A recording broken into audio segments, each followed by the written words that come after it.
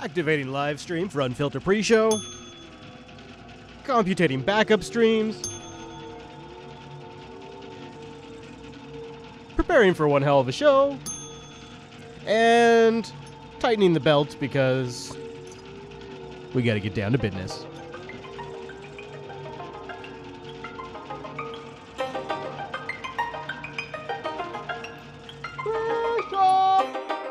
It's Unfilter 255, I think? Is that right?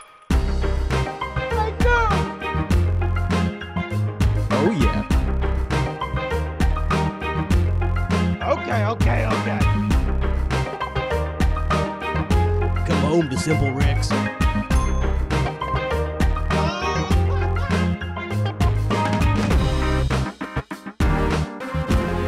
All right, so I got a few bits of business I got to attend to before we get started, so why don't we warm up with a live stream only clip. A clip I'm only going to play on the live stream just for you guys because I love you, and we're going to kill a minute while I go grab a couple of things. Refill my water, visit the ladies' room, and then it's going to be Unfiltered time. Anybody fact check that number?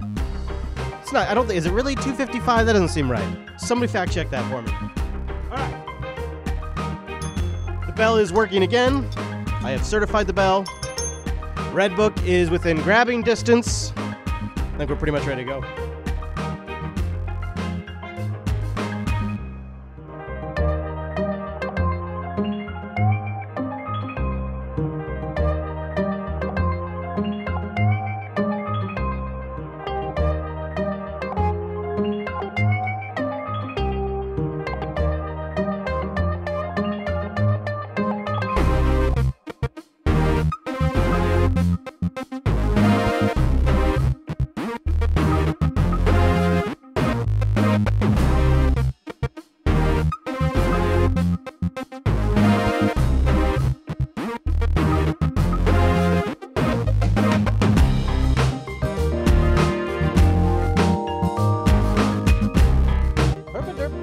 Okay, so let's go get a live exclusive clip, and then we'll start up the actual show here. So let's go back to last week. I think there was some stuff last week that I wanted to play. Oh, yeah.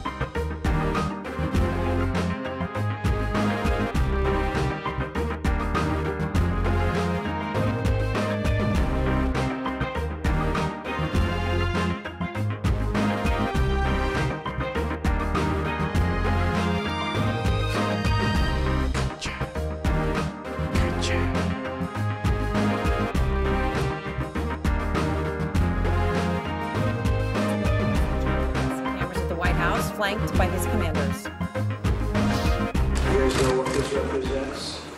Well, maybe it's the calm before the storm. What's the storming? Could be the calm before the storm. What does that mean? You know what? I'm gonna actually grab that. I actually meant to grab that. I'm gonna. Boy, I'm glad I really just randomly played that. Fuck. So I gotta fix the chat room too. See, I got business still worked out. We're almost ready. We're not quite there yet, though. Few kinks to still iron out. It's all right. That's what pre-show's for. You know what I'm saying? You know what I'm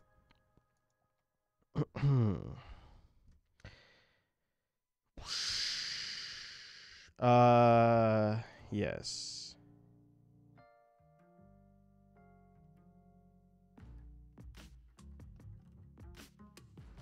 Okay. All right, we're good. That's in place. We'll fix that now. Oh, yeah.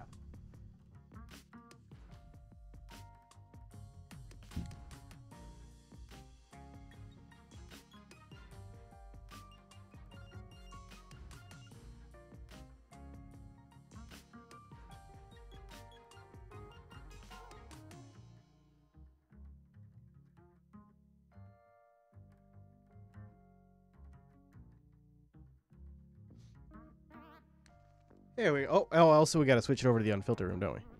Okay, we're almost there. Badooch. There we go. Got the episodes. There we go. We're all dialed in. So, let's play.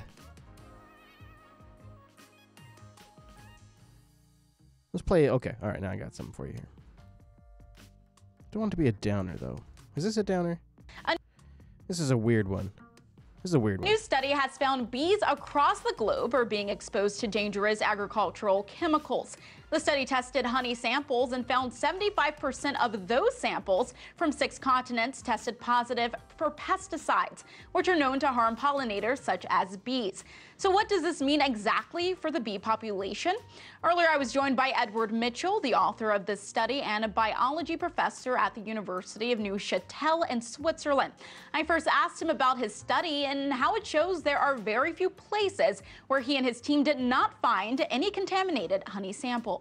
Well, there are two reasons. In some places where we collected or we obtained samples from regions that are probably not using neonicotinoids at all, maybe because people don't even have the money for buying pesticides. This is, for example, the case in Cuba. We don't have any samples from Cuba, but this is one of the stories that was in the news recently about Cuban honey. In other cases, samples were brought back from countries that do use a lot of pesticides. But however, the people who traveled to these places brought back samples from remote areas, or they bought honey samples in national parks or close to national parks or places like that. So it could be deceptive that, for example, in places like Costa Rica, you would find no trace of pesticide in the only sample we got from that country, whereas they are using a lot of pesticides. It just kind of shows that, maybe to some extent our 75% of contamination it could even be an underestimation. Okay, now, while conducting research, which continents did you find had the highest contaminated honey samples? North America. Oh, well, there you go. All right, so I think everything's ready to go here.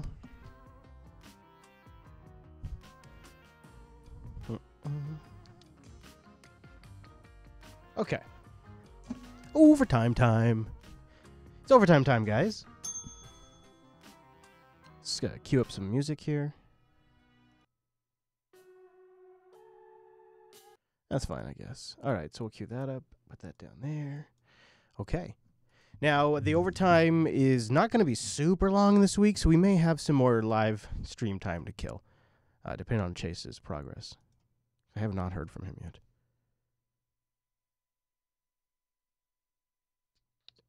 Just double checking. Yeah, no, I haven't heard from him yet.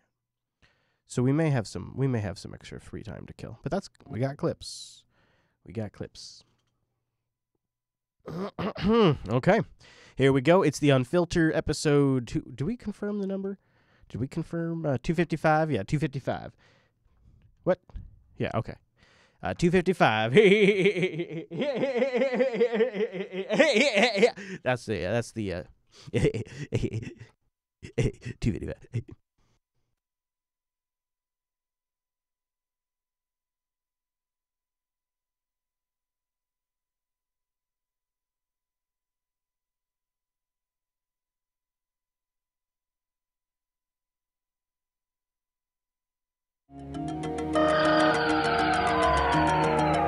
Don't go yet. Really, we're just ripe. We're just getting started. It's overtime time. Overtime!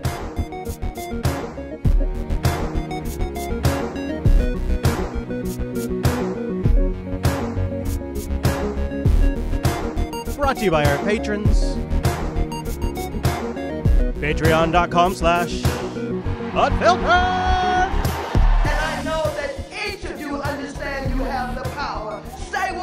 Oh, yes.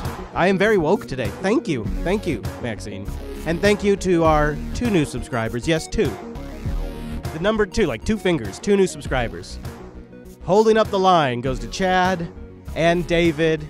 You are responsible for our only forward progress this week. Thank you very much. This segment is dedicated to you and all of our current, past, and future supporters over at patreon.com/unfilter. This is the overtime. The overtime is where we get to do a little extra coverage. We continue maybe a thread. We pick up a new thread. Those kinds of things in the overtime. I don't think we have a particularly ton of things to get into this week. Nothing groundbreaking, couple things I want to follow up on. And I'm just going to do one Nancy clip in the Oh Nancy segment this week. We got to keep it moving. I Otherwise, if I watch too much Nancy, to be honest with you, my head starts to hurt. So let's start with this one. It's really more of a breakdown type clip. We'll watch to see what she has to say and respond. Here we go. Take it, Nancy. Bases his decision on evidence, and that's a problem. You say you don't want to shut down the government, but the White House has made it pretty clear if the president doesn't get his priorities, like the wall with the government funding bill in December, that they are not going to have the votes to keep the government open. Well, why are you putting that on us? They have the majority in the House and the Senate and the president's signature. They have the power to keep government open. And if they don't, if they can't get there on their own, what price will the Democrats demand for their votes? Well, it's a negotiation. It's not a price you demand. Certainly, we intend by the end of the year to have the DREAM Act passed to protect. She really kind of cracked a smile there for just a second, and then she sort of dips her head down like this innocent little Nancy move. This is one of the things that we're going to hold the line on is the DREAM Act. The DREAM Act passed to protect young people. The president says, and I take him in good faith, he told us he cares about the young people. I think he cares about them because the American people care about them. And he's going to hear from the American people on the health care bill as well. Now, I sometimes wonder when Nancy says the American people, if they don't mean hired protesters and organized American response, like we've seen when a bunch of people went in and disrupted town halls recently. That's a coordinated effort. It comes with some Soros money attached to it. And I could be wrong. She may mean just in general the actual public may get off their asses. But in my experience, when high-level politicians like Nancy, specifically Nancy, promise that the American people will respond, what she really means is we have plans to hire crowds on demand. He cares about them because the American people care about them. And he's going to hear from the American people on the health care bill as well. But we're moving from one thing to the next because that's the chaos that exists in the White House right now. And maybe he's being ill-advised. I don't know. So she is really smooth here. So what she's done is she takes the fact that she's bouncing around because she got onto healthcare accidentally. The question was about Dreamers, and really the core question was about government shutdown. Because that's the chaos. And she says we're bouncing around here. For their votes. Well, it's a negotiation. It's not a price you demand. Certainly, we intend by the end of the year to have the DREAM Act passed. Okay, so talking about the DREAM Act passed is really where her mind disassociates itself now with the core question, which was the government shutdown. She's still tangentially connected to it, but she really begins to float off here. To protect young people, the president says, and I take him in good faith, he told us he cares about the young people. I think he cares about them because the American people care about them. And what happened was, in her effort to super serve her talking points, she's now lost the original question thread and begins to stumble around. And he's going to hear from the American people on the health care bill as well. But So now we're on health care, and you can tell she's fumbling around because the original question was about government shutdown. As well. But we're moving from one thing to the next because that's the chaos. No, you are moving from one thing to the next, and it's the chaos in your mind. However, in a moment of, I suppose, brilliance, every sun ray has to make its way to the surface eventually after millions of years of effort from the core of the moon, or of the sun. And she's a bit of a moon most of the time, is what I was going to say. She gets there, though. She blames the chaos on the Trump White House, but she manages to turn around and say, well, I'm just jumping around because of Trump. But we're moving from one thing to the next because that's the chaos that exists in the White House right now. And that's pretty smooth. She manages to explain her bumbling around by blaming Trump. Maybe he's being ill-advised. I don't know. But I do know that when he speaks, he does not speak from the basis of knowledge. That's why... Now, how is this answering the government shutdown question? It's so hard to deal with him. I have said to him, when we've had our differences with Republicans across the aisle or down Pennsylvania Avenue, we've always been able at least to go forward based on data, evidence, facts, a bottom line in terms of a number. So to say, unless I get a wall, I'm going to shut government down is totally irresponsible for a president of the United States. And it's part of his war on the middle class. Because he wants, again, a tax bill that is unfair to them if he doesn't get that. Repeal the Affordable Care Act. So I'm going to stop there. She does pretty good. You can see where the battle lines are without her actually specifically saying them. The tax bill, health issues, the Dreamers. Now, there's been some recent fantasy talk about the Democrats retaking the majority. Trump's just ruining everything, and so it's possible. The next logical question you might ask yourself is, what would the Democrats do if they had the majority? How much hell would they raise for Trump? What would they do? Would they impeach him? So at the top of our show, I'm not sure you saw it, but we ran a report from Sarah Murray that says that some Republican members of Congress, Republican members, are concerned that if the Democrats take over after 2018, that you will try to impeach the president. Will you? You know, I think that's an easy argument for them to make. The only way the president is impeached That's not a yes or no. if he does something that rises to the level of a high crime or misdemeanor. I think Mr. Mueller's probe is going forward. We should let that complete itself. But it's pretty, I think it's a fairly transparent political ploy to try to engage the president's base vote by saying that Democrats who simply want to offer an alternative to what the president is offering would impeach him. What we would like to do is work with him. We would like to actually get things done. Where would we get an idea like that? Where would we get an idea like that? Impeach 45! Where would we get an idea like that, guys? All right, so let's talk a little more about Trump. You guys remember the sound in Havana, the piercing sound that ruined people's hearings? I don't, is there a name for it?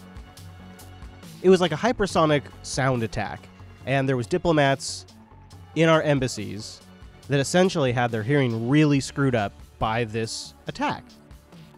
And it's been sort of mysterious where it came from. Initially, it was could have been the Cuban government, could have been the CIA, could have been some rogue intelligence agency, could have been, you know, all these could have beens.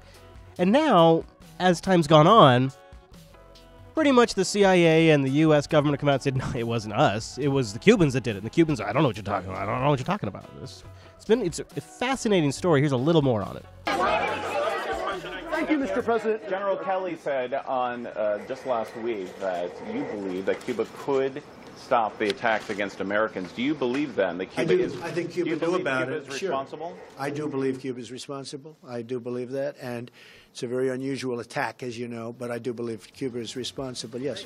There you go. So he probably has reason to believe that. I'm following the story. If you know any more about this, I had last week the sound in Havana or whatever they call it. I linked that in the show notes. Like, I've seen some of that stuff, but if you know more about it, I'd love it. Anything, really. Just at Chris Elias. Tweet it to me. Give it to me. I want it. I need it. It's strange. It's a mysterious story. Speaking of Trump press conferences, what, we weren't? Here's another one. Mr. President, do you approve of Steve Bannon's war on Mitch McConnell and Republicans? So the question comes in at the end of a press conference. Boy, look how Trump sits. It's really interesting. Boy, and he looks tired too, doesn't he? So the reporter asks, do you approve of Steve Bannon's war on Mitch McConnell and the Republican establishment? And this is after Trump and McConnell have been making nice. Kelly's off to Trump's side here, and Trump responds. Well, Steve is very committed. He's a friend of mine, and he's very committed. He's a friend of mine, and he's very committed. This is Trump signaling, even when he perhaps doesn't mean to, or perhaps does mean to. But what's he saying right there?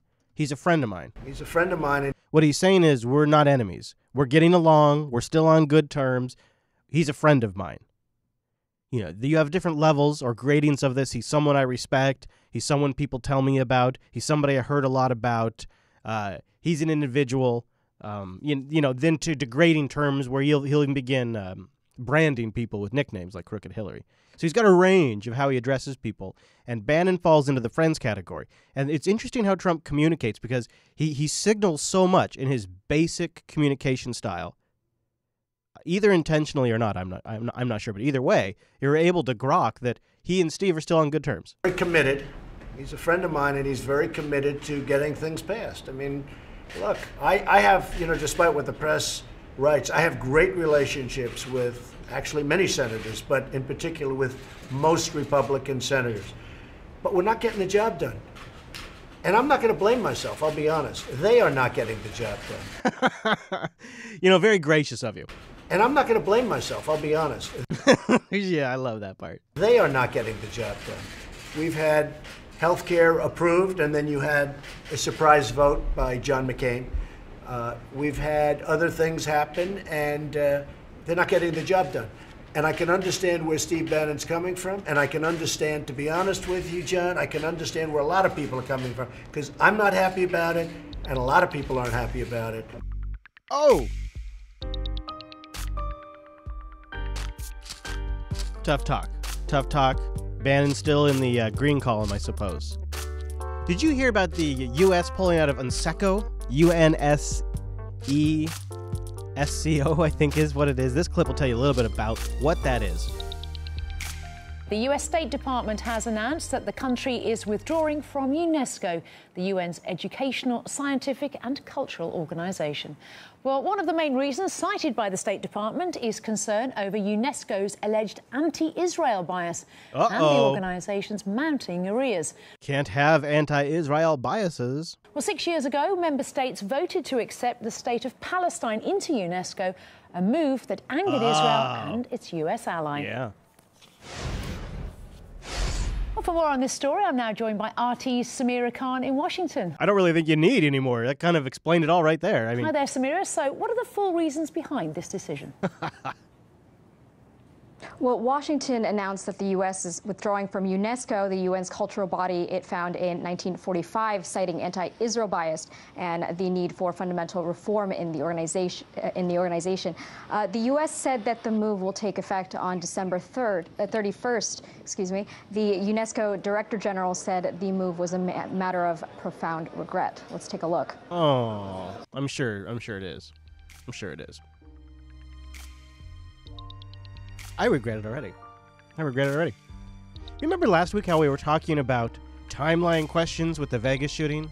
That's still the main narrative this week. Timeline questions. Tonight, the mystery of the missing 6 minutes on the 32nd floor of Mandalay Bay.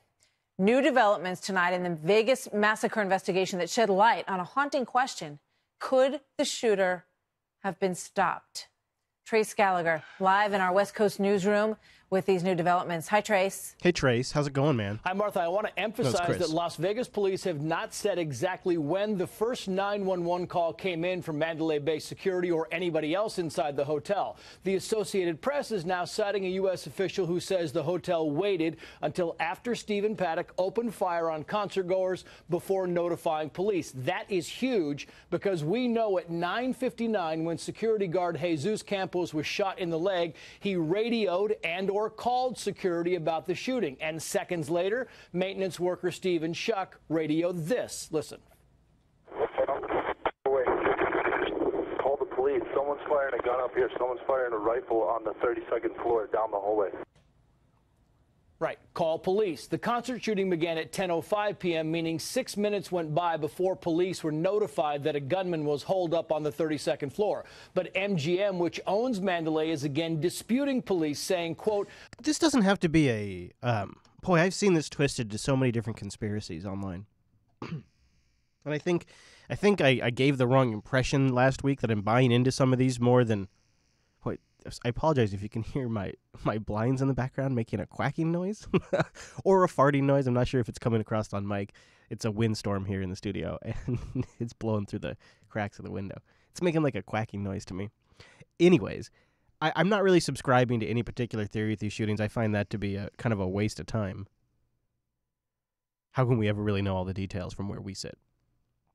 But it strikes me that the delay in calling the police may have been the hotel asserting a certain prerogative to attempt to stop the shooter themselves with their own private security. Perhaps? Seems to be something Vegas hotels like to have, is their own private security. He's saying, quote, the 9:59 p.m. time was derived from a Mandalay Bay report manually created after the fact without the benefit of information we now have. Oh. We are now confident that this time stated in the report is not accurate. MGM believes Stephen Paddock began firing at concertgoers within 40 seconds after Jesus Campos reported that shots were fired, and that Vegas Metro police officers and Mandalay Bay security immediately responded to the 32nd floor. But now the lawyer for Paige Gasper, who was shot and injured at the concert and has filed a lawsuit against MGM and others, says that if police were not notified until after the shooting, that's a problem. Watch. Was 911 called, and the whole chain of command seemed to have broken down here, because for 6 minutes nothing happened, and then this criminal started shooting at these innocent people. Vegas Metro Police say even though Jesus Campos was shot before the attack in the concert, not after, he still prevented Stephen Paddock from fully implementing his plan, saying the fact that Paddock had a gas mask in his room and explosives in his car suggest he may have wanted to continue his rampage on a different target. Meantime, 11 days, still no closer to a motive, and the FBI admits being a bit baffled. Yeah. I think because I wouldn't be surprised if it turned out he was running arms. That made it sound like I was buying into like 4chan theories or whatnot in last week's episode. I want to maybe restate that.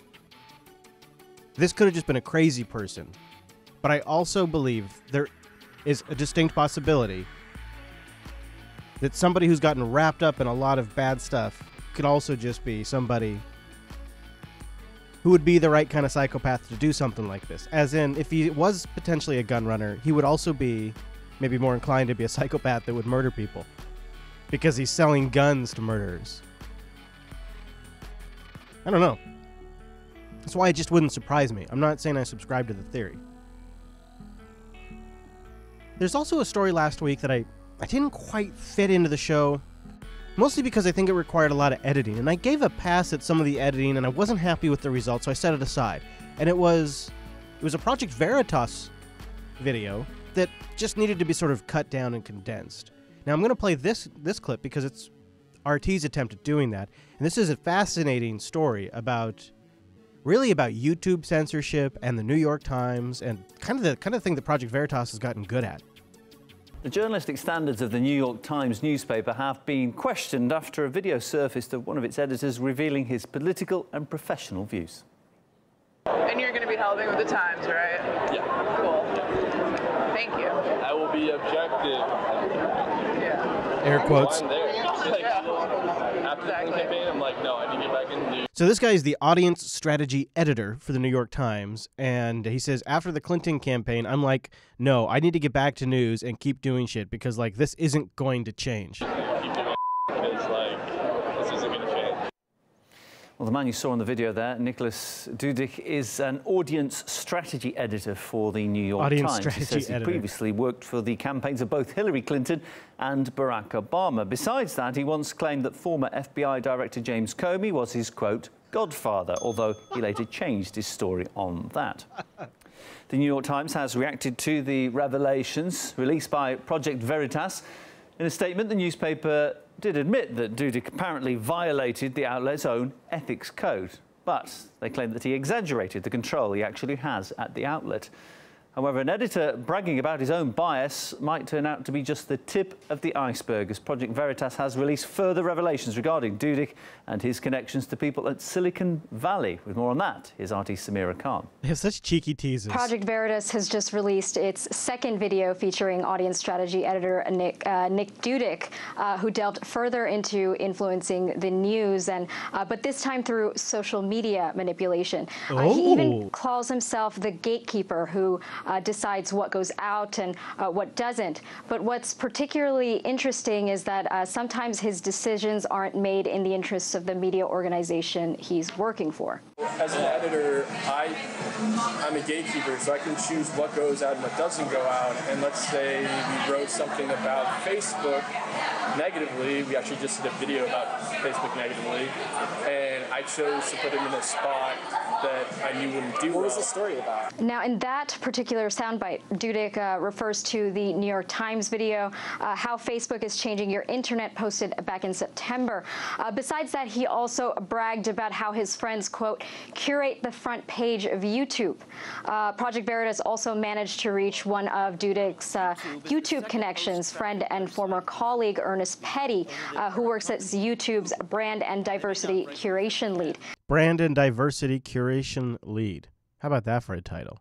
Petty explained how YouTube pushes what he calls legitimate news to the top. Now, this is obvious. If you look at the YouTube feed, it's so obvious there is a human selecting it. And YouTube has said as much. But now we have, because of this Project Veritas leak, we know that this lead position, the diversity lead position, is hand selecting content that they deem legitimate, which that is an incredible amount of power. If you look at the size of the YouTube platform, that's an incredible editorial power that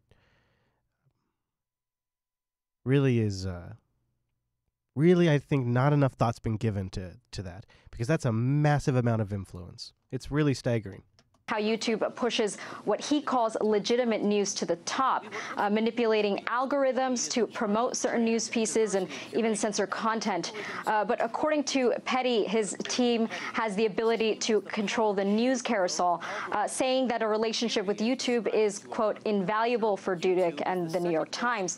And on Hidden Camera, he revealed that YouTube engineers sometimes intervene manually to change trending videos. In very rare cases, we will try to make up for the fact that something isn't in the trending tab. Recently, there was a very obvious Hillary Clinton video that this was done too. Okay, it's very rare. Okay. But in those cases, then we will use some human intervention to make sure that to encourage the thing to be there, basically. Now, we requested YouTube to confirm or deny whether or not that was the gatekeeper, by the way. Petty works for the platform, and for comments about the allegations made in the video, but we've received no response as of yet. There you go. That was your Diversity League gatekeeper defining the news feed right there. Isn't that something? Shake it off. You want to shake it off? Shake it off. Switch to something else. Well, we're talking about the media. So that was the New York Times. Of course, the television media is way worse. Of course, Van Jones is now selling a book. So he's stepping everything up. All his commentary is being stepped up a few notches because he's trying to fix the left, tell them how they've missed it. So he's on Don Lemon's show. And they're having a nice conversation.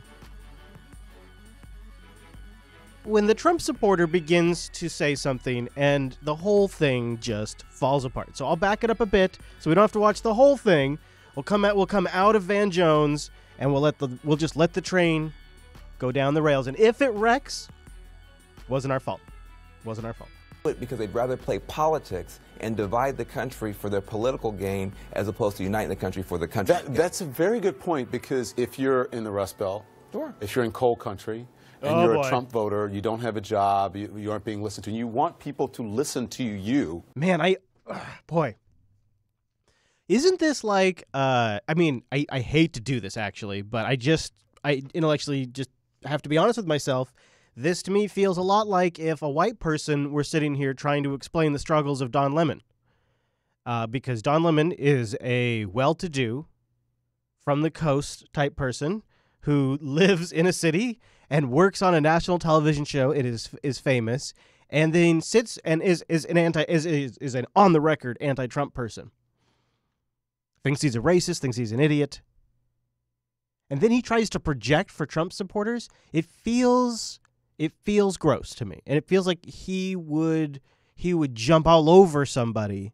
He would shut somebody down if it was a reverse situation where a white person was doing this about some other person who was African American. Then that would be all of a sudden completely unacceptable.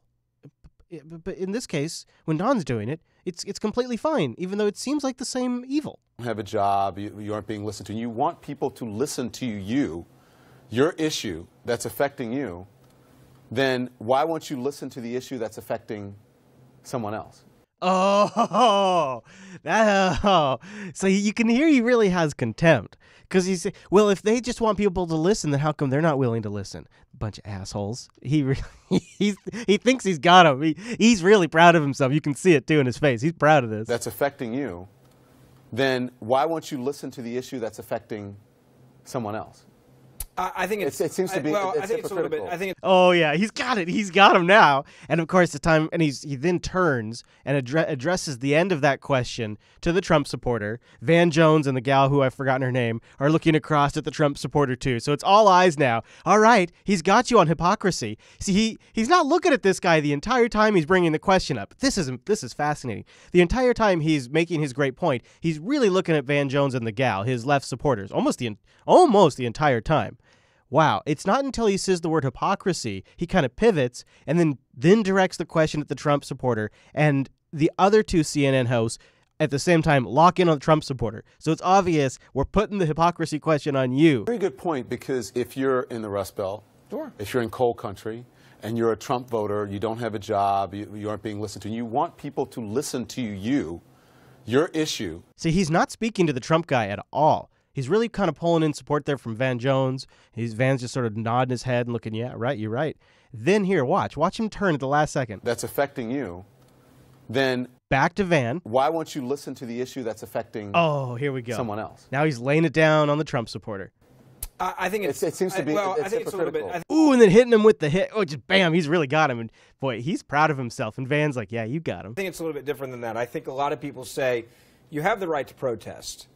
Do you need to do it in a way that comes across as being disrespectful to men and women that have fought for this country and disrespectful to the American flag to do it? I also think there's part of this, which the conversation I have every day. And see, Don's not happy with this because Don thought he really had him on the hypocrisy thing, and he just ninja'd his way around the whole hypocrisy question, and damn it, Don's not going to like that, because Don's pretty proud of himself. Fought for this country and disrespectful to the American flag to do it. I also think there's part of... Now watch Don really quickly here. He looks away. He's pissed. He's pissed. Conversation I have every day, which is Colin Kaepernick, I think, is very much become a hypocrite on this issue. The guy didn't even vote in the elections. He didn't even register to vote. That's all well and good. Listen, and I think you're right. But hold on. A lot of Americans see it that way. Hold on, because you're saying in a way that is fitting.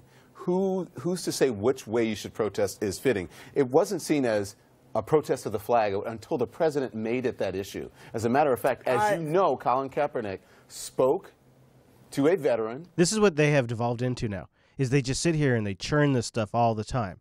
Who said, I think it would be more respectful if you kneel instead of sat during the national anthem. And the president made it into an issue. Well, why couldn't the president say, there's a reason? No, you're making it into an issue right now. It's literally what you're doing right now, Don.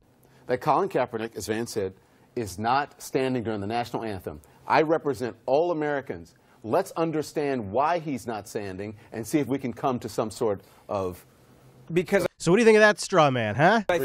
Look, I think there's. I don't know if you're going to have a consensus as long as people simply see by a lot of these players flat out disrespect for the flag. Now, hold on. It wasn't seen that way until the president made it into an issue. Well, a lot of the players also didn't protest until they started to protest Donald Trump. You had whole teams stay in the locker room. You had whole teams come out that had never come out before. Someone is telling you how to be an American. Someone is forcing.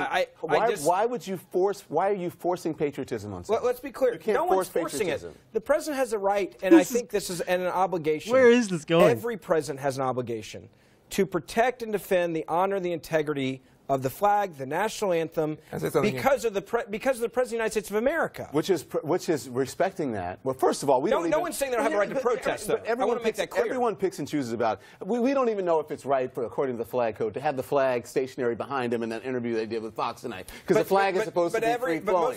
But everyone picks and chooses how they want to respect or disrespect the flag. Listen to this. Can you believe this is the state of... We just have to document it from time to time. We all know it's politics and it's hypocrisy.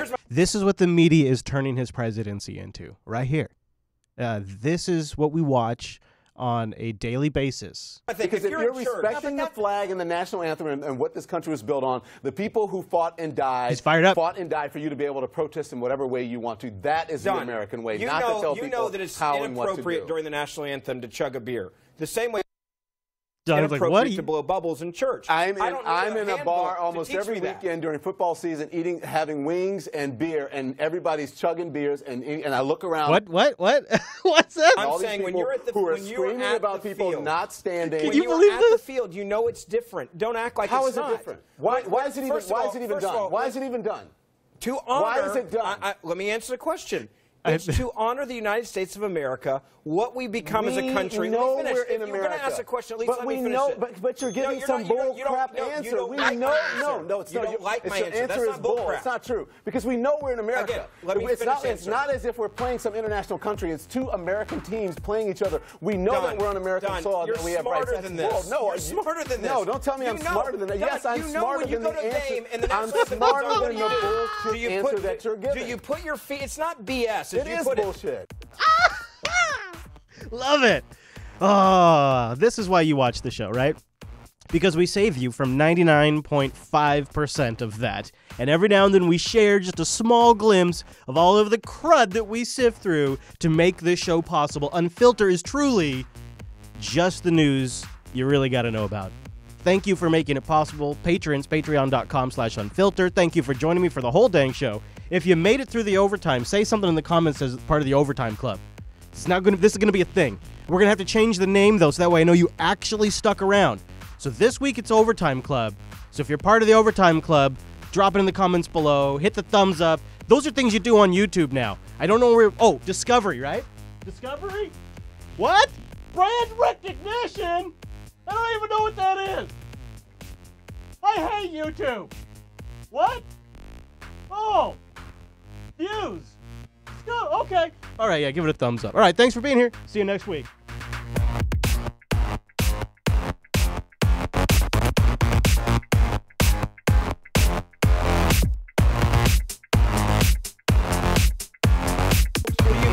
You put your feet. It's not BS. It is bullshit.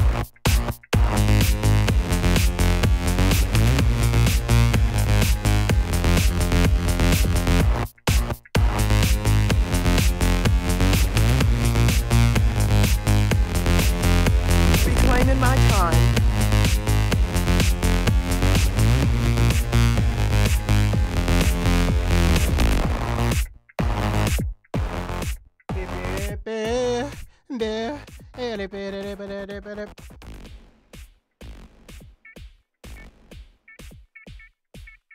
Stay woke. It's not total BS. This is exactly the reason why so many Americans disagree with you, because of the arrogance and the lack of respect for the American flag and men and women that died for this country. It absolutely is. Day, You just call it every BS day to in stand school, for the national every anthem. single day in school, I Is it stood for the BS? national anthem because it's appropriate to stand in school. A ball game is a completely different thing. You just made the point by saying people are eating chicken wings and chugging beers. No, so I why said would when you you're even at the put it game, in that realm? you don't go and chug a beer when there's a flag on the field in the national anthem. That's not BS, Don. But Ben, That's you called can. respect In for America- this country. You can if you want to in America. You can. This is amazing. I can't believe that they make more money than we do. They just sit there and they do that. It's really, I don't know what that is. I don't know what that was. Awful? I mean, that's one way to describe it. Let's do a little Brexit on the live stream. A little live stream Brexit coverage. What do you say? Wow. That was really, God, Don Lemon, man. Isn't that something? So we're going to do a little Brexit here in a moment. Kind of make me want a beer, though. Talking about chugging beer, right?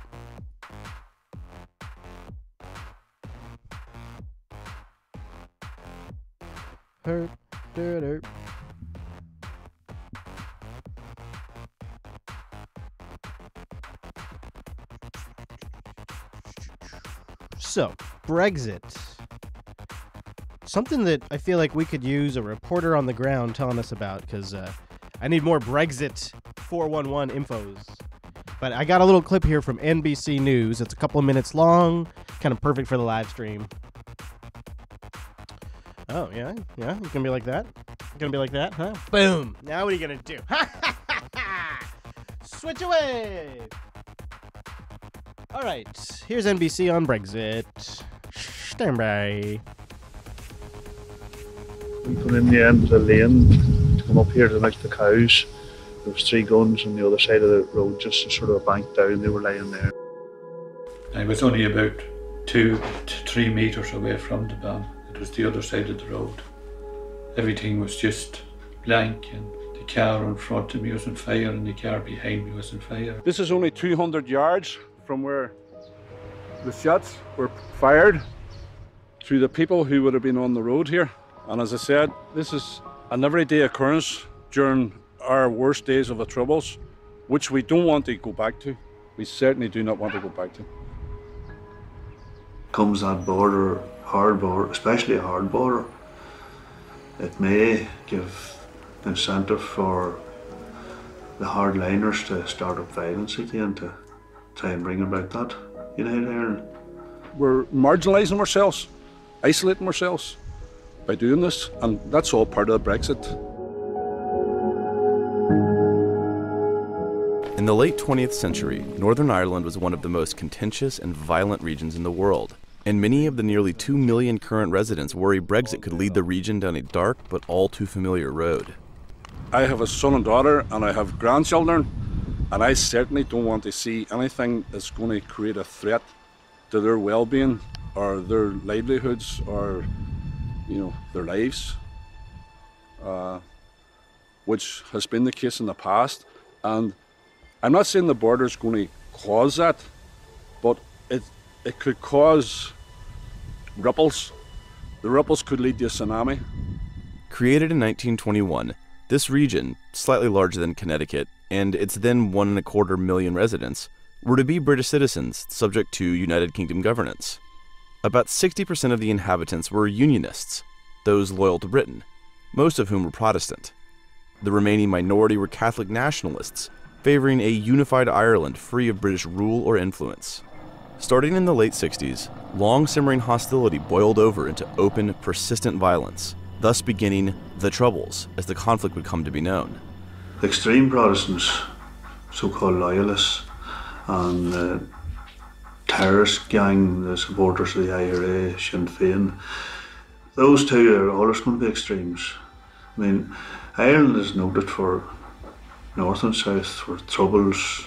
It dies down and starts up again, and dies down again, starts up again. I mean, that's going on from as long as I am a child.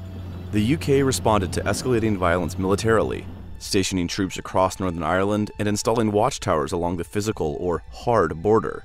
For 30 years, the conflict raged, claiming more than 3,700 lives and more than 47,000 injuries. The Good Friday Agreement of 1998 finally put an end to the open hostilities, creating, more or less, the interconnected Northern Ireland we have today. Or at least, the Northern Ireland we had before the impending Brexit. When we were in the European market, it gave us a sense of identity, a common identity, that you didn't have to be a nationalist, you didn't have to be a unionist, you didn't have to be British, you didn't have to be Irish, you could be European, which was a get out of jail card for everybody. Nobody was pigeonholed or put on a box. We're marginalising ourselves, isolating ourselves by doing this, and that's all part of the Brexit. Everybody north and south are fed up with the Troubles, and what it's brought, and to think that we're just coming out of it and getting over it, that something again would happen. It's not conceivable. Yeah, Pip. Come on. The people who had to live through the Troubles, they're the people who best, in my opinion, understand the ridiculousness and fallacy of saying this is north, this is south. You take the whole 300 miles of the border and take maybe 10 or 15 miles on each side of it. A lot of people along that, both north and south, they're married, the communities are completely interconnected. And to divide those communities again would be an absolute atrocity after making so much progress. Here we have the children's swings, which are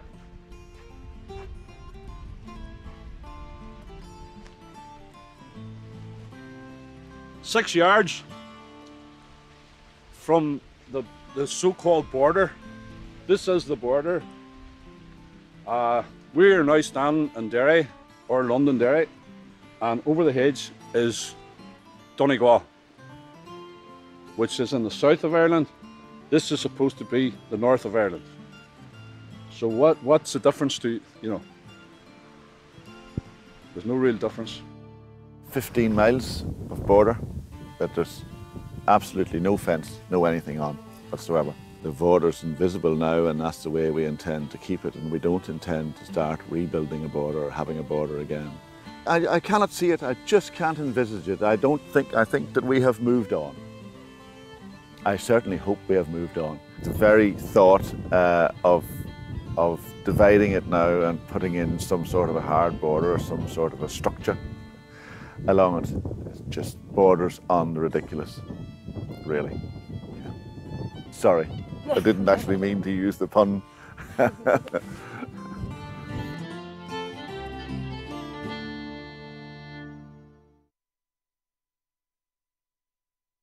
Hey, NBC News viewers, thanks for checking out our YouTube channel. No, thank you. All right, so there you go. A little Brexit coverage before we go. Do I have anything else? Oh, yeah, this one's kind of a good one. Okay, here you go. Is not a sergeant with the Polk County Sheriff's Office anymore. He resigned after getting arrested in a sex sting. So they busted all these guys, like 200 dudes, for screwing around with prostitutes, and then they parade their pictures out in front of everybody. Not only is he married, he's got a girlfriend. Oh, man. Get all his dirty laundry out. And his girlfriend was messing around on him, so he wanted to get even with her, so because she was cheating on him, so he sought out a prostitute. I'm sorry, what? From Polk County, they arrested Dr. Nelson Aldana, a resident at Lakeland Regional Health and a USF professor. Now, it's like, I'm not, I wouldn't want to hire a prostitute just because I'd be worried about getting something. That would be my reason for not hiring a prostitute. But then again, see, I'm one of these crazy guys. Like, if you want to pay for sex, have at it. Because if you can pay somebody to take their clothes off on camera and have sex with them, and you can pay somebody to go have dinner with them and then have sex with them, but you can't just pay somebody to have sex with them, it doesn't really make any sense. Not to me, at least, not amongst consenting adults. I know I'm a crazy person. So anyways, they really like to shame these guys. He wore his scrubs. Oh. From work. Can you imagine that? You look up and here comes a doctor wearing his scrubs. You know you're in a hurry when you can't put your regular clothes back on, you know? They nabbed a lawyer from Brazil, Charles Smith Jr., a teacher at Lake Academy in Hillsborough County. Isn't that just weird? I don't know. It feels like there's moral judgment, because if it was another type of crime, they wouldn't be doing that. And then I wonder, well, where's that coming from? What is setting that value system? All right. So, anyways, but we're not going to solve that problem today, are we? Ha! No. It is time for us to hit the go buttons and do the main show. Chase won't be joining us this week. He is still out, so it's just you and I. Give me a help with the title if you would. If you're in the Discord, just save it to the end. And if you're in chat room, please feel free to bang suggest along. And we got a great show coming up. Coming up on today's episode of the Unfilter Show. Oh, yes. Oh, yes. Oh, yes. Oh, yes. Mm-hmm. See, I might do a little precaution. Coming up on this week's episode of the show, we're going to be getting into cyber, as we always. Of course, there's a big story we'll be discussing briefly. Then some updates on some Russia connections and Comey and the Clintons as well. And then after that, now that the media's forgotten it a bit, we'll be getting into Hurricane Harvey, North Korea, Iran, Hollywood. Okay, I got it. Yeah. I feel like Chase is okay. It's just that he had a death in the family. I feel like I would be a bad prostitute. I feel like I'd be a really bad prostitute. But if I could do it, I would definitely have considered it. It's a good thing I wasn't born a woman, because I probably would have considered it. You know? Hashtag just saying. All right, chat room. Let's go. Chats rooms. If you want to join the Discord, go to discord.me/JupiterColony.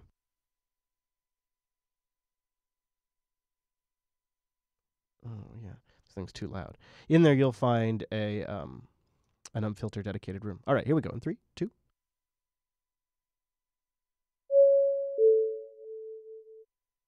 This is Unfilter, episode 255 for October 18th, 2017. My fellow Americans, as President of the United States, my highest obligation is to ensure the safety and security of the American people.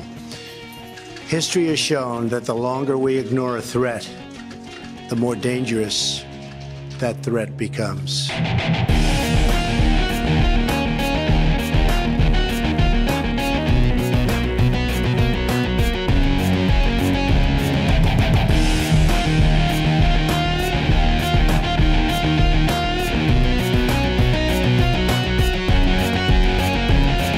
Welcome to Unfiltered, Jupiter Broadcasting's weekly show that's hopefully saving you from watching all of that news you really shouldn't be watching. My name is Chris, and my buddy Mr. Chase, he's out one more time this week. He says he's looking forward to coming back next week, and I'm sure he'll have many, many tales to tell us because he's been in California now for about 2 weeks. That'll change a person. But that's not what we're here to talk about today. No, we are gathered on episode 255, as always, to dig into some new cyber news, including the big cybersecurity story of the week. Then we'll transition, because cyber seems to do that to us, to Russia, where Russia apparently is infiltrating the election via Pokemon Go. Yeah, we'll talk about that. Glenn Greenwald joins Tucker Tuckerson for a very interesting conversation, and I'll play some bits of that. And then it appears that Comey's been trapped. There was some documents released, and he's got some splaining to do, and also some Hillary news as well. And then it's been a few weeks since the media really was all that excited about Hurricane Harvey, so it seems like now is the time to check in on how things are going down there. And then we'll get to the meat of today's show. I'm fairly convinced that Donald Trump just wants to go to war. He doesn't care who it's going to be with, as long as it's one of the big bad guys, and war is going to happen.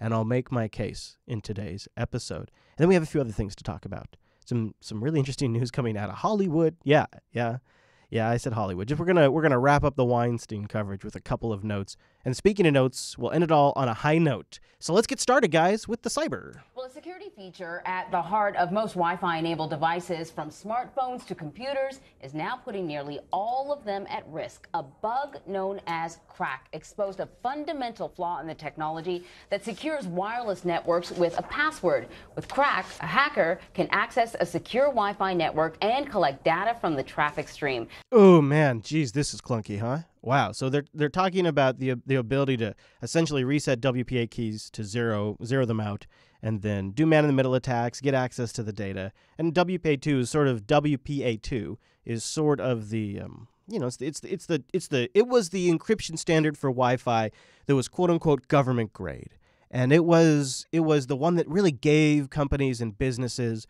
permission to deploy Wi-Fi everywhere. Once WPA2 hit the market, Wi-Fi adoption in businesses really took off. They can grab information from nearly any modern wireless device. Here to explain is CNET's executive editor, Roger Chang. Good to see you. Good to be here. So we hear about these cyber attacks. We don't really need to watch this. You guys are familiar with crack at this point. Ask Noah and TechSnap did really good coverage about it. And I doubt their coverage here on CBS News is going to be much better. But it's just sort of noted here in the show. This is sort of a major moment because we have these so commonly now that it's sort of easy to let them pass by. There's a lot of devices that are not going to be protected by this. A lot of IoT devices, a lot of television sets that have Wi-Fi.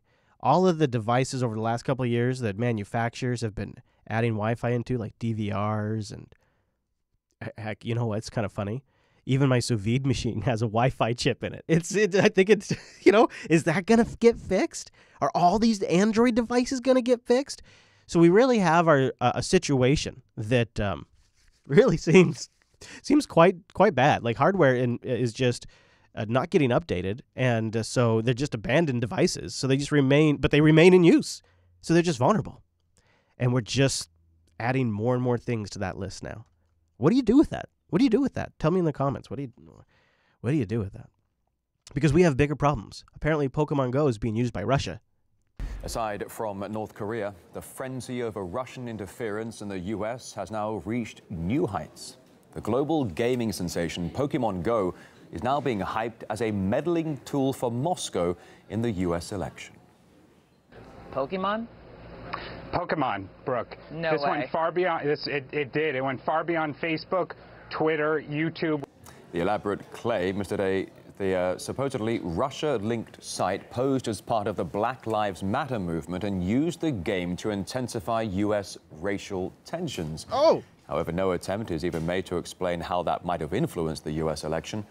We discussed the claims. That is my favorite Russia story of the week, though, just right there. That was it right there. That was the peak.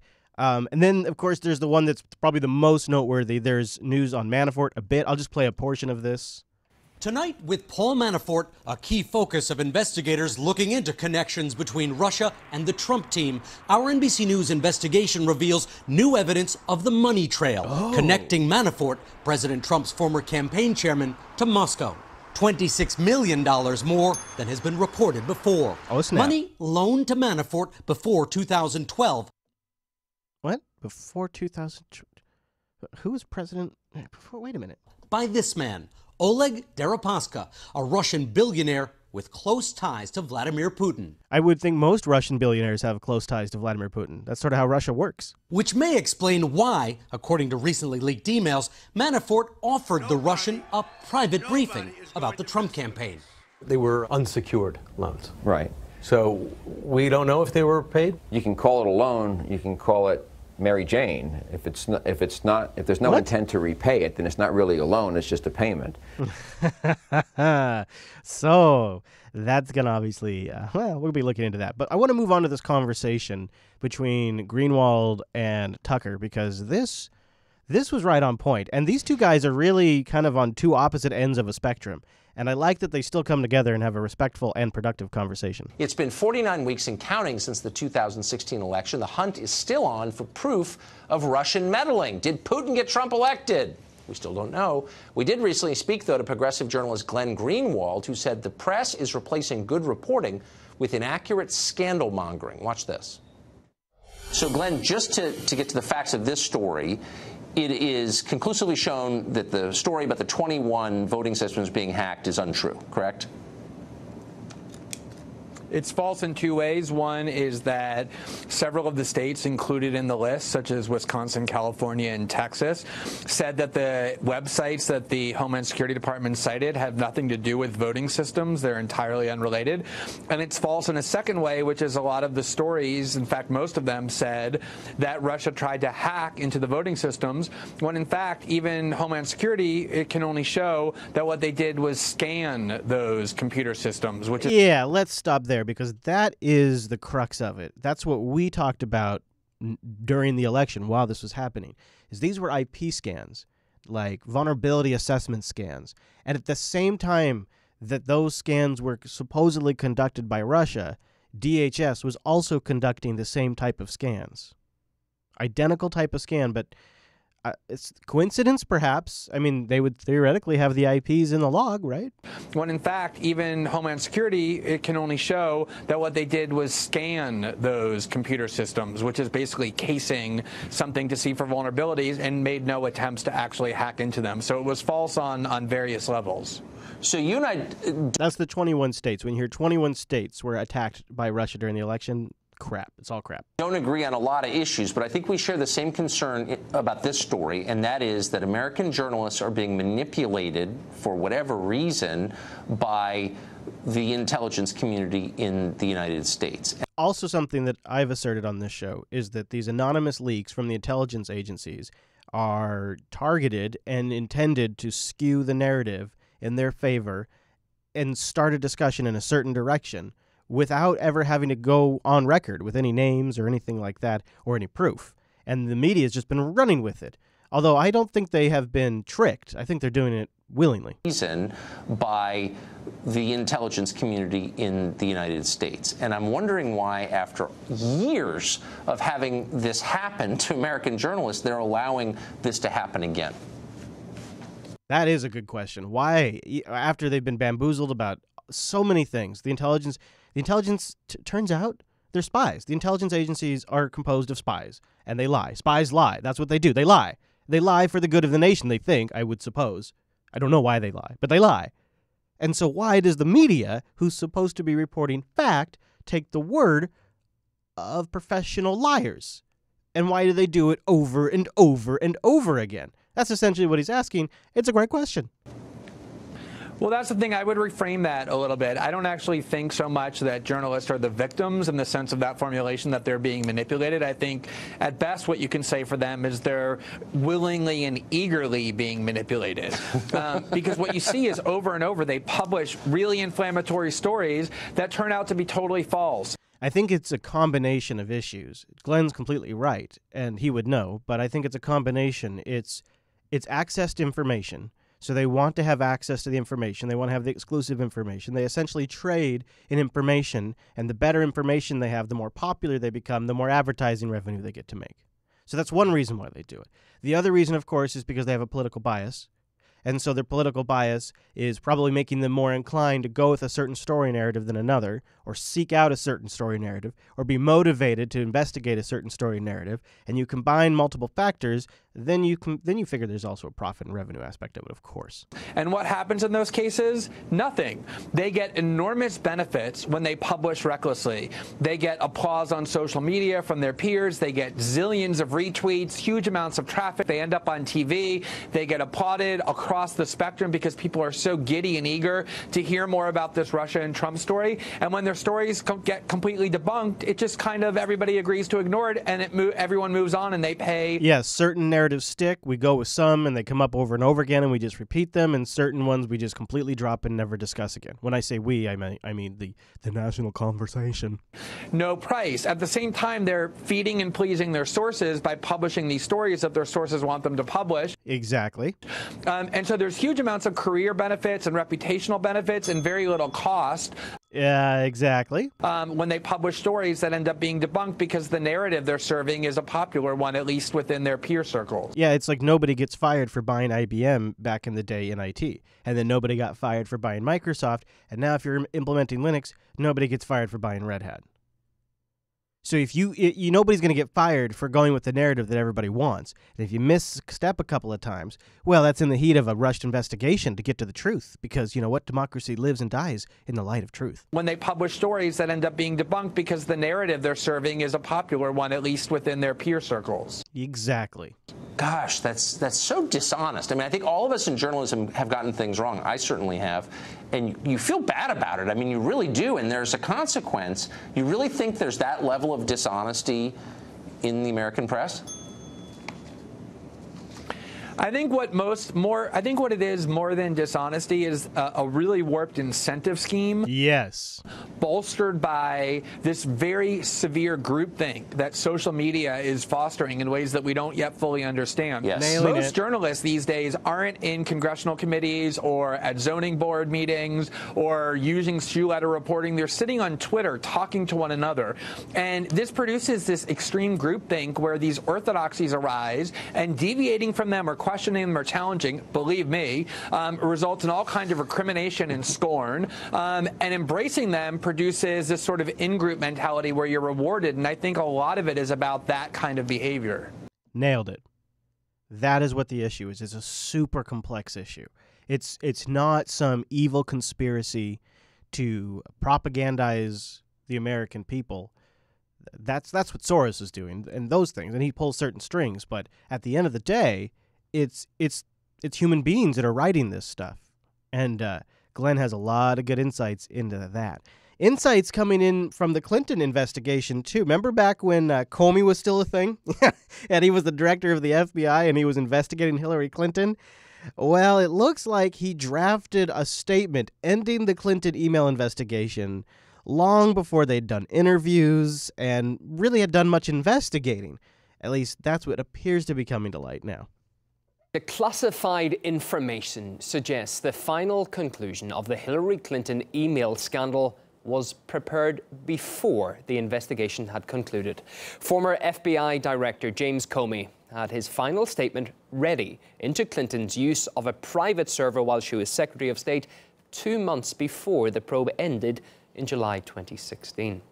Let's get into this further with Samira Khan, who joins us live from Washington, D.C. Hi, Samira.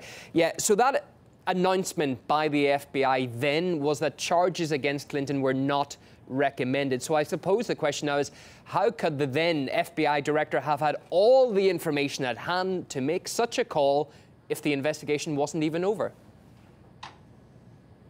Well, according to newly released documents, FBI Director James Comey began drafting his statement regarding the Clinton email investigation months before his official announcement. See, everybody knows the FBI prefers to prosecute cases that they helped inspire and facilitate. If they don't help inspire and facilitate your crime, that is so much more work for them. Now, this is all an interesting twist to the infamous Clinton scandal where she was accused of using a private email server. Let's take a look. Oh, I'm so excited. There is no classified materials. Our investigation found that there was classified information sent. So it was not true. And now the release is titled Drafts of Director Comey's July 5th, 2016 statement regarding email server investigation, which is in reference to the press conference in which Comey announced that the Bureau would not recommend any charges. The 5-page document has a list of almost 50 deleted pages and a redacted email thread titled Mid-Year Exam. Now, the email is marked unclassified, but the only available content is a senior official's May 16th follow-up on a redacted email from Comey dated May 2nd. And in the email, the FBI official says, please send me any comments on this statement so we may roll into a master doc for discussion with the director at a future date. Thanks, Jim. But it's worth mentioning that back in August, 2 senators sent a letter to the new FBI director saying that they had learned Comey had drafted the statement in advance. Shortly after that... So, of course, that means that's before certain interviews have been conducted, like with Uma or with Hillary. Yeah. Now, there's a new FBI director in town. There's a new sheriff. The new FBI director seems to be defending the Bureau's refusal to give up information to Congress in the Russia investigation, citing a need to protect sources. This, as Christopher Wray says, the FBI is not investigating former FBI Director James Comey. Oh. Chief Intelligence Correspondent Catherine Harris reports on today's developments. Somebody else might be, though. After opening the FBI office in Atlanta, Fox News asked Director Christopher Wray whether there is an open investigation into his predecessor, James Comey, who leaked privileged memos about his conversation with the president to the media. Not by the FBI. There is a Inspector General Office, Justice Department, Office of Inspector General investigation. How about that? So there is an investigation into Comey. Boy, is D.C. just nothing but a bunch of investigations at this point? Somebody needs to make a master chart. And I'm not joking. We need like a master chart of investigations and which ones have more precedent over the other ones. Like, obviously, Mueller's must have, or Mueller, or whatever, Bueller's, must have more precedent over the Senate investigation, which would seem to have more, like there must be some organization to it. We need a chart, because now apparently James Comey is being investigated, just not by the FBI. The FBI, there is a Inspector General, Office, Justice Department, Office of Inspector General investigation into some of his handling of the Clinton email matter. After congressional complaints, Wray seemed to defend the FBI and Justice Department decision not to provide information about the sources and payments for the controversial Trump dossier that launched the FBI Russia probe. Wray emphasized the Bureau and Justice Department are working to cooperate. We have to be very careful about sources and methods. That dossier is a smoking gun of crap. And that's an essential aspect of what we do, and any interaction with any congressional committee needs to take that into account. So that's pretty crappy answer. That guy, I don't like him. I don't like the new guy.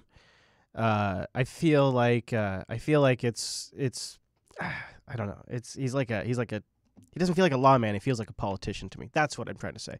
Let me jump ahead a bit in this clip, because I do think they talk about some issues getting the access to the dossier, because if they can get access to that, then that would sort of they could work back the chain that allowed for so many authorizations that led to this, basically this entire investigation. The dossier is really the key to it. So here, I'm jumping ahead a bit in the clip. Congressional records reviewed by Fox News show the House Intelligence Committee made 8 requests since March, but all were turned down or ignored. After issuing new subpoenas, the committee's chairman, Devin Nunes, said, after encountering a lot of resistance, we hope we'll soon be on the path to getting the information we need.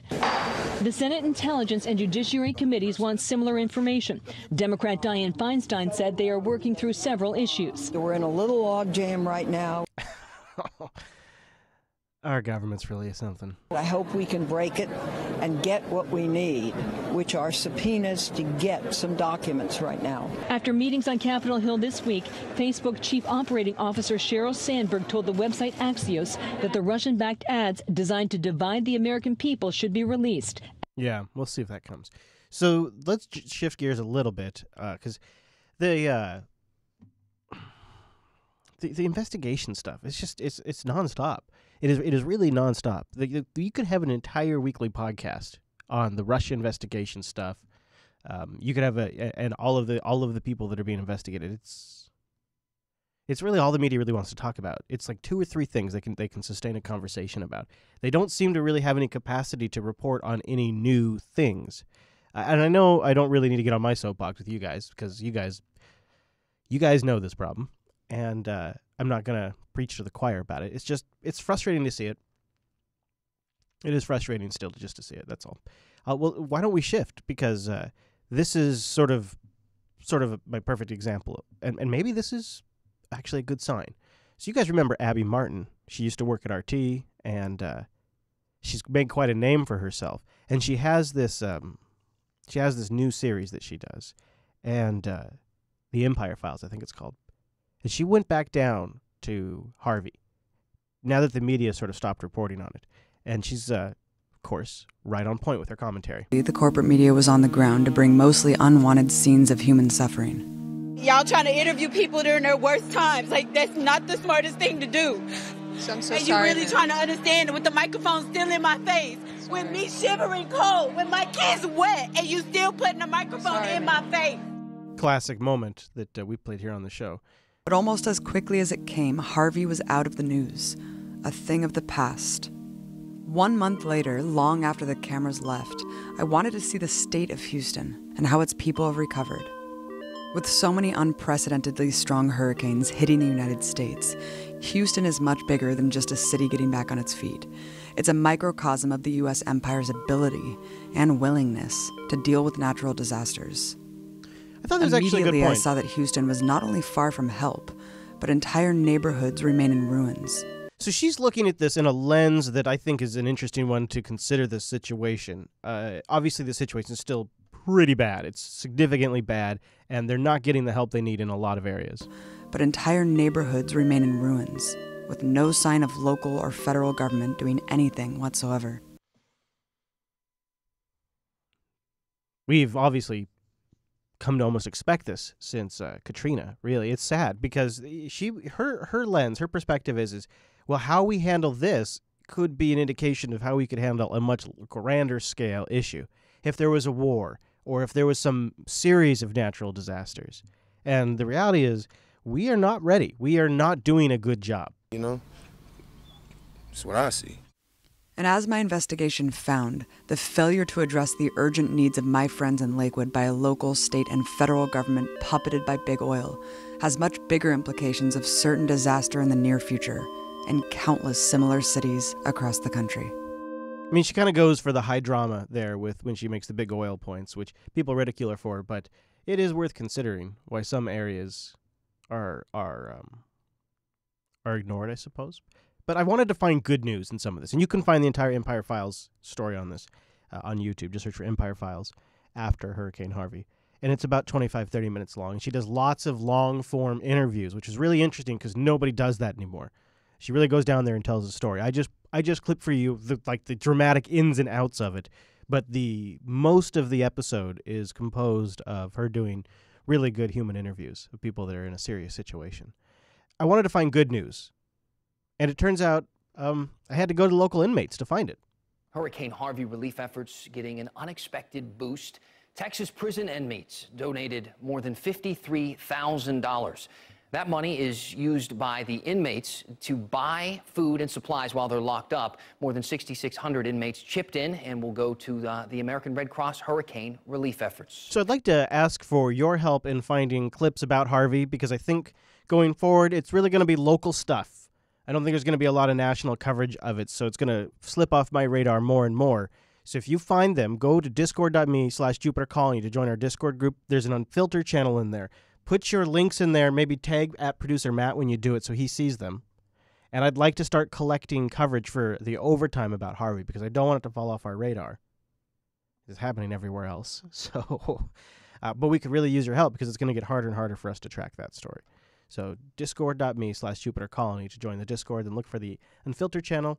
And I think producer Matt's generally idle in there or something, so if you tag him, he'll see it eventually. Now, I want to talk about the main premise of the show today. And a lot of you, you probably have assumed one thing or another about our politics on the show. Maybe Chris is a Trump supporter, or Chris isn't a Trump supporter. And I hope that long-term listeners know that I pretty much look at this situation as objectively as I can. And I've probably never really come down as hard on Trump as I am about to in this episode. And I don't want you to cast me in any like anti-Trump particular light or pro-Trump particular light. We're gonna play these clips, and then we're gonna have a discussion about what I think this is leading to. And to me, it's one of the worst things possible. Let's start with the North Korea aspect. There's lots of hysteria around North Korea right now. Hysteria over hacking U.S. and allied facilities has switched to North Korea, with the East Asian state accused of cyber attacks and hacking abilities, quote, beyond imagination. Beyond imagination. RT's Miguel Frasa Santiago takes a closer look. This is really something. The way we can build up any government, any regime, whatever you want to call it, we can just really, like, some great story writers come in. Like we can just really make them seem like some bad guys by hyping up like they're cyber ninjas. These days, Americans are well aware that North Korea is enemy number one. Sorry, RT, it's still Russia, despite what you say. The media certainly did a great job there. And now the enemy's image is complete. All you got to do is bring out the hacking card. Kim Jong-un has targeted the U.S. power grid. North Korean hackers were behind the cyber attack. North Korea may have hacked a military network. North Korean hackers. North Korean hackers. North Korean hackers could soon target the U.S. And guess what? They hacked the power grid. This is something you've watched if you watched the show for a while. These things get turned up. All right, time to run this. It's time to run this. We get turned up here. And it's building a story around North Korea. It's creating a threat, and it's a present threat, because cyber is everywhere. They might be way off in North Korea, and most people watching the news may not even know where North Korea is. But cyber is in your home. Cyber's in your pocket. So if they're really dangerous in the cyber domain, then they're a real threat, because they can be anywhere in the world. They've weaponized the network. So North Korea is a particular threat because they got the nukes and they got the cyber ninjas. And we're hearing this over and over and over again. But it's not just the messaging. In the background, the military has been building and building and building around North Korea. And we're running these drills over and over again. And we keep getting closer, and we're making them bigger and bigger. And it's provocative. The United States and South Korea have started a series of naval drills in waters near the Korean peninsula. This comes as tensions remain high over North Korea's nuclear and missile programs. The exercises include the Attack Carrier Strike Force and Joint Anti-Special Operations Force and are aimed at enhancing combined operations capability. This is the South Korean Navy spokesperson. In the face of North Korean provocations at sea. The 5-day drills will include anti-submarine and anti-missile exercises. There are also plans to engage in a mock assault on an enemy special unit trying to land on South Korean soil. Wow. a mock assault, that's all right to rub their faces in it. They're rubbing North Korea's faces in it right now. Special unit trying to land on South Korean soil. About 40 vessels are taking part, including the nuclear-powered aircraft carrier USS Ronald Reagan. 40 vessels. And South Korean destroyers. Fighter jets and patrol aircraft are And on top of that, they've been doing, I cut it off, but they've been doing military displays publicly in South Korea. They're landing like there's the whole strips of jets, and they're showing them off to the public, making big displays about it on the public television. They're flexing their muscles right in their faces right now.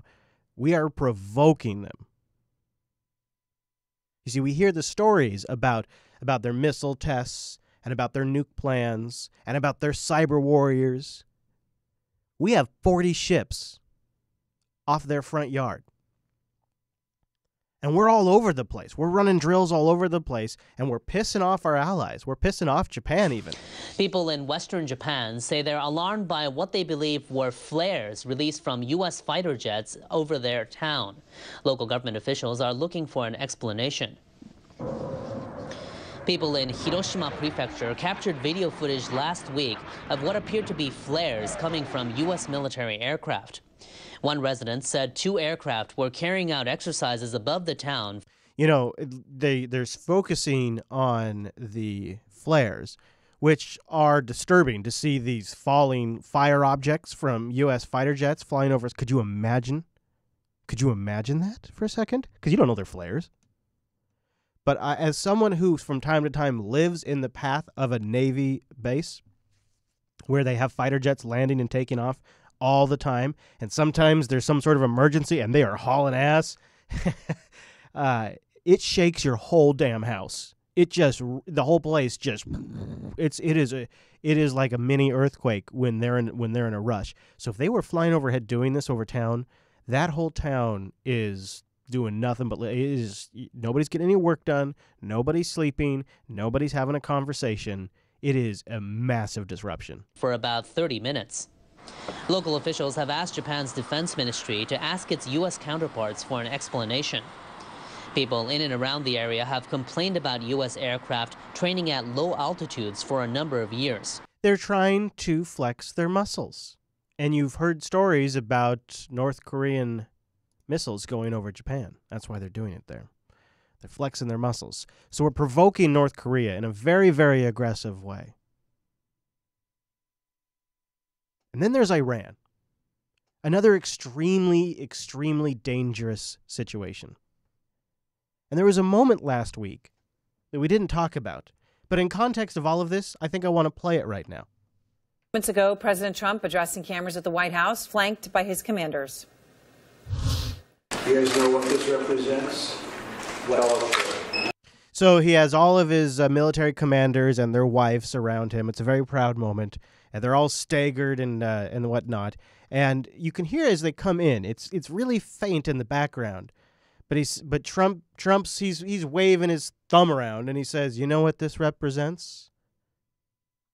Do you know what this represents? This is the calm before the storm." What's the storm? Could be the calm. What's the storm, the reporter says. What's the storm? It's the calm before the storm. What's the storm? Could be the calm before the storm. Could be calm before the storm. And then he just smiles like a jackass. What storm, Mr. President? World's great military people. I will tell you that. We have the world's great military people in this room. So there's Trump boasting this is the calm before the storm. And then a couple of days later, we had this. Worst of all, the deal allows Iran to continue developing certain elements of its nuclear program. And importantly, in just a few years, as key restrictions disappear, Iran can sprint towards a rapid nuclear weapons breakout. I think that's one of his core concerns. One of his main concerns about the Iran deal, the quote-unquote Iran deal. And shortly after Trump made his statement, his good buddy and now longtime ally from this point forward, Benjamin Netanyahu, Benny, went up on public TV and praised Trump. Congratulate President Trump for his courageous decision today. And as soon as that happened, I realized, okay, all right, now I understand. He boldly confronted Iran's terrorist regime. If the Iran deal is left unchanged, one thing is absolutely certain. In a few years' time, the world's foremost terrorist regime will have an arsenal of nuclear weapons. You already have. So the problem I have with this deal is I don't really have an opinion, but it seems to me, based on my rough understanding, that Trump is basing some of his decision on bad data. I referred to this clip with him and Hannity. I think it was one of the most incompetently drawn deals I've ever seen. $150 billion given. We got nothing. They got a path to nuclear weapons very quickly. So $150 billion given. We got nothing. And then again, the path to the nukes, which is really like that's the twist of the knife. But then he doubles down on the $150 billion. Which, my friends, we've explained this $150 billion before on this show. And think of this one, $1.7 billion in cash. Well, it's 1.7, okay. This is cash out of your pocket. Did he say 150 billion? Or hold on, where did I get 150 billion? Maybe I was just spazzing out. I think it was one of the most incompetently drawn deals I've ever seen. $150 billion. He did say, okay, all right, okay. Dollars given. We got nothing. They got a path to nuclear weapons very quickly. And think of this one, $1.7 billion in cash. This is cash out of your pocket. What? You know how many airplane loads that must be? Did you ever see $1 million like a promotion where they have $1 million in $100 bills? It's a lot of... I don't know why he's making such a big deal about this, because it either means he's really misinformed or he's manipulating you. And I guess I got to leave it up to you, but it's well established that the money that was given to Iran was their own money. It was their money. We were holding on to their money from a deal, which you should look into, and we sat on that. We never gave it to them. And as part of this deal, Iran wanted their money back. They wanted their money. Now, I'm simplifying it for brevity, but that's the money. Like, we didn't go around and collect taxes. There wasn't an Iran tax on cigarettes, and then we somehow shipped U.S. hard-earned tax dollars over to Iran in cash. We gave them back their own money that we stole. And I don't really... He goes on and on. This is $1.7 billion. You'd almost say, who would be authorized to do it? And who are the people that deliver it? You may never see them again, right? How do you not know this? You are quote-unquote decertifying the Iran deal based on this data?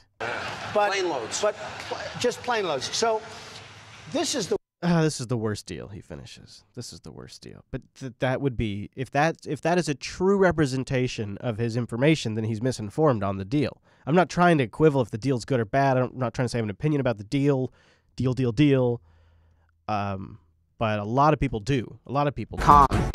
The future of the Iran nuclear deal is now in the hands of Congress. Ambassador Nikki Haley. That's really what happens when he decertifies it. It's now just Congress. He tosses the ball to Congress. Said the U.S. plans to remain in the accord for the time being. Haley spoke yesterday after President Trump announced he would not recertify the deal on Friday. Elizabeth Palmer is in Tehran, where the president's announcement is being widely criticized. President Trump's speech threatening decertification of the nuclear deal made waves here all through the weekend.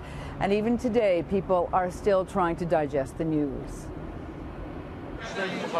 Now, I'm going to stop there because that's a bit of an exaggeration. They didn't even broadcast the news live. It wasn't even, it's not like it's that they're exaggerating the extent of it. But she does sit down, and I think this is with the foreign minister of Iran, and I can't argue with his core points. We sat down with Foreign Minister Javad Zarif shortly after the speech. He did watch it live in Tehran, and his conclusion? President Trump's threat to pull out of a UN-backed multilateral agreement will hurt America itself the most. Now, that sounds like hyperbole, but here's the core logic behind it. If the United States president goes all in on a deal, and the Obama administration went all in, and really tries to put the weight of their authority and the federal government behind it, and then a couple of years later, or even a year later, the next guy comes in and the deal's off, well, who the hell is going to trust any deal with the United States? The way President Trump is handling it, it's widening the mistrust, not only between Iran and the United States, but between the global community and the United States, where the U.S. is no longer not just unpredictable, but unreliable. President Trump's speech has plunged already chilly relations between Washington and Tehran into the deep freeze. But it is extremely risky. We're pushing North Korea. We're right on their doorstep. We're pushing. And then with Iran, we're teasing. We're really kind of, come on, do it. And it really just feels like Trump either desperately wants to go to war because that would win him another presidency, and he doesn't care who he goes to war with because he feels like either one of these two situations need to be taken care of. So he's happy to take either one of them on because we have a great military, and the military's greatest leaders are in that room with him, as he said. So why not just take care of one of these problems? That'll be Donald Trump's contribution. And if I was going to psychoanalyze the man, I'd say that he would feel like this would make his presidency historical. And he may be motivated in a really twisted way to have a really important war. It really seems like in the background, we're doing everything we can to fuck with Iran and to piss off North Korea. We antagonize Russia. Something's going to give. I can't see it any other way. He must know this. It seems reckless to me. Maybe if you see it some other way, let me know. Let me know how you see it. I want to cover a little more Harvey Weinstein because I have a larger premise about it. I think Harvey Weinstein and Bill Cosby and Bill Clinton and many others are part of a larger problem. It's a problem of people in power and authority that have power over other people, and it's perhaps a societal issue, and it is rampant. And you know it's rampant because they built into Harvey's contracts, into Weinstein's contracts, to allow tiered grace periods on sexual harassment suits. So he had tiered payments he could make and then be completely indemnified of any problems. And it's right in his contract. That's how baked in it was. From TMZ, Weinstein apparently had a clause in his contract that allowed for sexual harassment if he shelled out the money to make it go away. More on that. Harvey Levin is executive producer of TMZ.com, the outlet that is behind breaking that news, and he joins us tonight. Hi, Harvey. So this is one of those stories that I'm just about done with. But I think it does have there is a bigger story here, and it's a fundamental power structure problem with the way we do this. You should, if you want a book recommendation, check out the book Sapiens. I think it's like a history of humankind. The book's Sapiens. And I'm reading it right now. I just got to chapter 7 or 8, and it really is fascinating and eye-opening. And I think it's going to be endemic to anytime you have a structure that's large, and then you get people that are in powerful positions in those structures, be it government or Hollywood businesses or Silicon Valley or any other business, a lot of times to lead a group like that and be in a position like that, you're often a certain kind of psychopath. I mean, look at all of the head politicians. Look at all of the most powerful people. They're all psychopaths. It's like you have to be a bit of a narcissist psychopath to think you're important enough to lead a group of people like that. It's like it's part of the mix. Look at all of the presidents. Look at all of the major politicians. Even large city mayors. It is endemic to a artificial power structure that we create by these shared illusions of structures, be it a government structure, be it a corporation. And we so commonly go about our day thinking that these things are real that we never stop to reevaluate the fact that these are just shared illusions. Companies are not real things. Governments are not real things. They're just illusions that we've created so that we all can work within a structure amongst each other in large groups. They may be necessary for us to cooperate, but they're held illusions. They don't really exist. We have paper, but we often don't respect words on paper. Look what we do to the Constitution all the time. So these are not natural, organic things. These are artificial illusions that we create by various levels of acceptance, and the people who move up the chain in this illusion are more and more perverse. And that's why we're talking about Harvey Weinstein, because it's not about a Hollywood drama story. It's about a fundamental issue in every single power structure, be it business, government, churches. It just seems to be happening. Boy, wow, what a busy week in Hollywood, huh? Yeah, and this is a crazy story. We've been working on this all day, and we just posted it. So let me explain it to you. The short story is this. The Weinstein Company allows for sexual harassment under the contract it signed with Harvey Weinstein. Here's what we know. In October of 2015, Harvey Weinstein signed a new contract with them. And under the contract, it says that if Harvey Weinstein gets sued for sexual harassment, for any other kind of misdeed, and the company has to pay the judgment or a settlement, Harvey Weinstein can make everything good by doing two things. Number one, he has to pay the company back for what it paid the victim. So this is in the contract. These are provisions. Number two, Harvey has to pay a fine.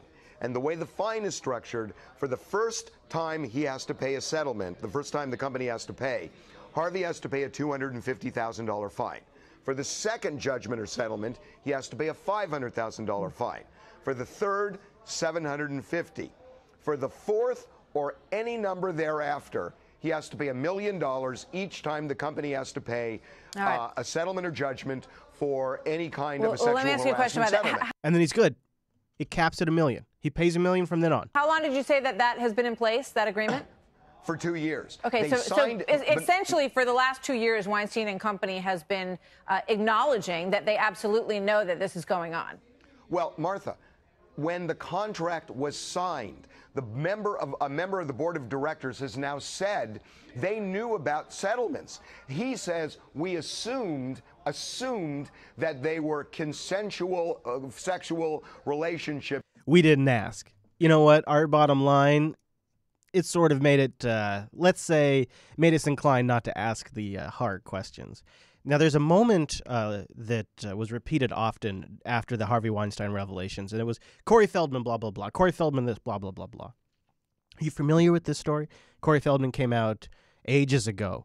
Ages ago. I mean, it was the early 90s or the 80s, and said, yeah, I was molested as a child. And, shut up, you.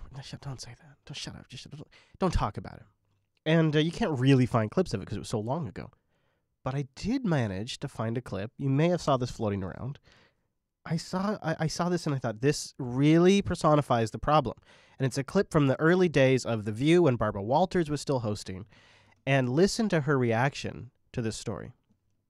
I'm saying that there are people that were the people that did this to both me and Corey that are still working, they're still out there, and they're some of the richest, most powerful people in this business. And they are. And they do not want me saying what I'm saying right now. Are you saying that they're pedophiles? Yes. And that they're still in this business? Yes. That's what, and that's what you're saying in your book. When you talk. Now the co-host there changes the topic. She's like, we gotta be careful here. When you talk to They don't want parents. me here right now. And Barbara Walters is still processing this. She's a little slower. The co-host is trying to bring him back on track, though. Corey, they're dead. Corey, she says, to get his name, she touches his leg. Now, that is interesting that she's so uncomfortable that she wants to move the conversation along.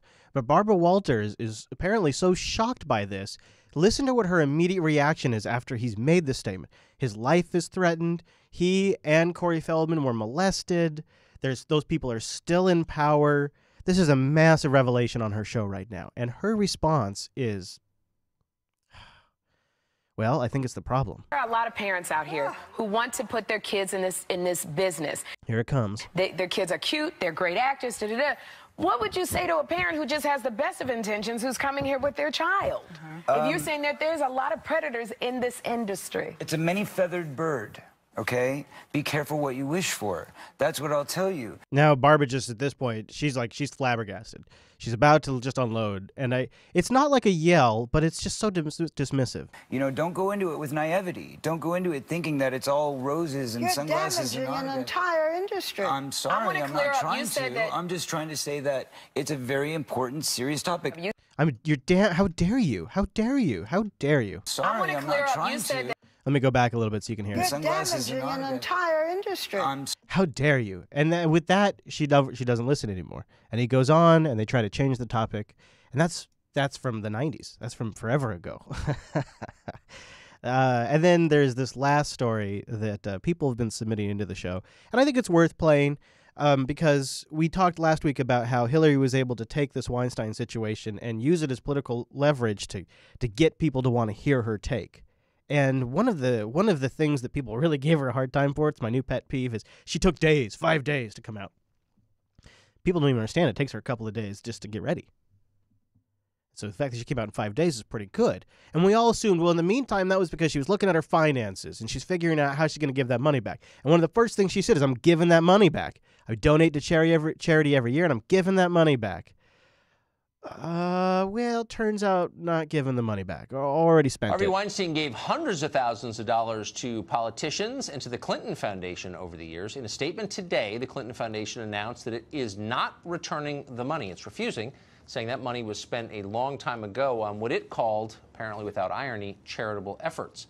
It's not the only time Weinstein has given big to the Clinton family. Almost 20 years ago, Weinstein was one of only a handful of people who donated the maximum to Bill Clinton's legal defense fund during the Monica Lewinsky impeachment scandal. Peter Schweitzer, well situated to comment. He wrote the book Clinton Cash, and he joins us tonight. Peter, it seems to me there's a cost in not returning the money. If you're Hillary Clinton and Bill Clinton, who spent a better part of a week not responding to your old friend's sexual harassment scandal, why wouldn't you just give the money to some virtuous charity and call it a day? Why would you refuse? That's a great question, Tucker. I mean, look, they're kind of in a pickle, the Clintons. This is not a relationship with a celebrity or a Hollywood person that was sort of a flash in the pan. As you pointed out, they've known each other. They've had financial connections going on for 20 years. And Weinstein, had an interview with Bill Clinton in 2012 on CNN in which he talks about the fact that they're friends and that he considered Bill Clinton a mentor. Well, mentor. Oh boy, I did not catch that in the first watch through on that. All right, well, we're gonna wrap it up with the high note here for a moment, but I just want to take a moment and mention the Patreon page. We are an audience-funded show. Patreon.com/unfilter. And we only picked up 2 patrons this week. I'll be thanking you guys, though, in the overtime. And I really do appreciate you because at least you kept the momentum going. And I would appreciate if you enjoy this show, even when there's not some crazy news event happening, some breaking thing, if you would still consider jumping on and supporting us if you've been on the fence. Because a lot of times we'll have like massive breaking stories and we'll get some pickup. And then when news is sort of just we're checking in on stories or we're kicking around ideas or having discussions, we get less pickup. And it's... I don't know. I just like to see it even out because it's like I kind of hate that this would be tied to disasters in a way. That's sort of a weird thing. I think that's really what it is. Patreon.com/unfilter. You get access to the supporter sync if you get into a certain tier. Also, if you just want to check out the full live show when YouTube cooperates, I post it for everybody just to kind of give you an incentive also to check out the page. So the whole live stream, when YouTube cooperates, at patreon.com/unfilter for the whole public, for absolutely everybody. And thank you to our patrons at patreon.com/unfilter. I'm sure when Mr. Chase gets back, we'll also have a new edition of his sack. Now let's jump into the high note. We're gonna transition there with a bigger story that's kind of funny about the war on drugs in general. We have breaking news from Washington. Congressman Tom Marino, President Trump's nominee to be federal drug czar, has now withdrawn his nomination. An investigation by 60 Minutes and the Washington Post highlights highlighted Marino's role in the weakening of the Drug Enforcement Administration's control over opioid drug distributors.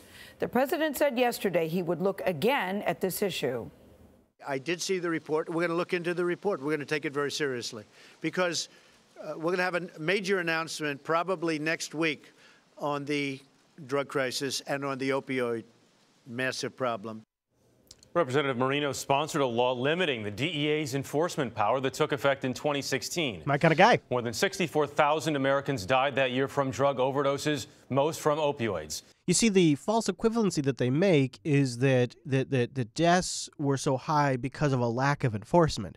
But that's crazy, of course. But they don't ever challenge that premise. And so because he made it harder for enforcement, what they ought to do is don't consider it enforcement. Call it destroying families and destroying career opportunities. You see, they didn't get enough people in jail and destroy their careers and break up families because of what they put in their own bodies. Does that reframe it? Nancy Cordes is on Capitol Hill. Nancy, good morning.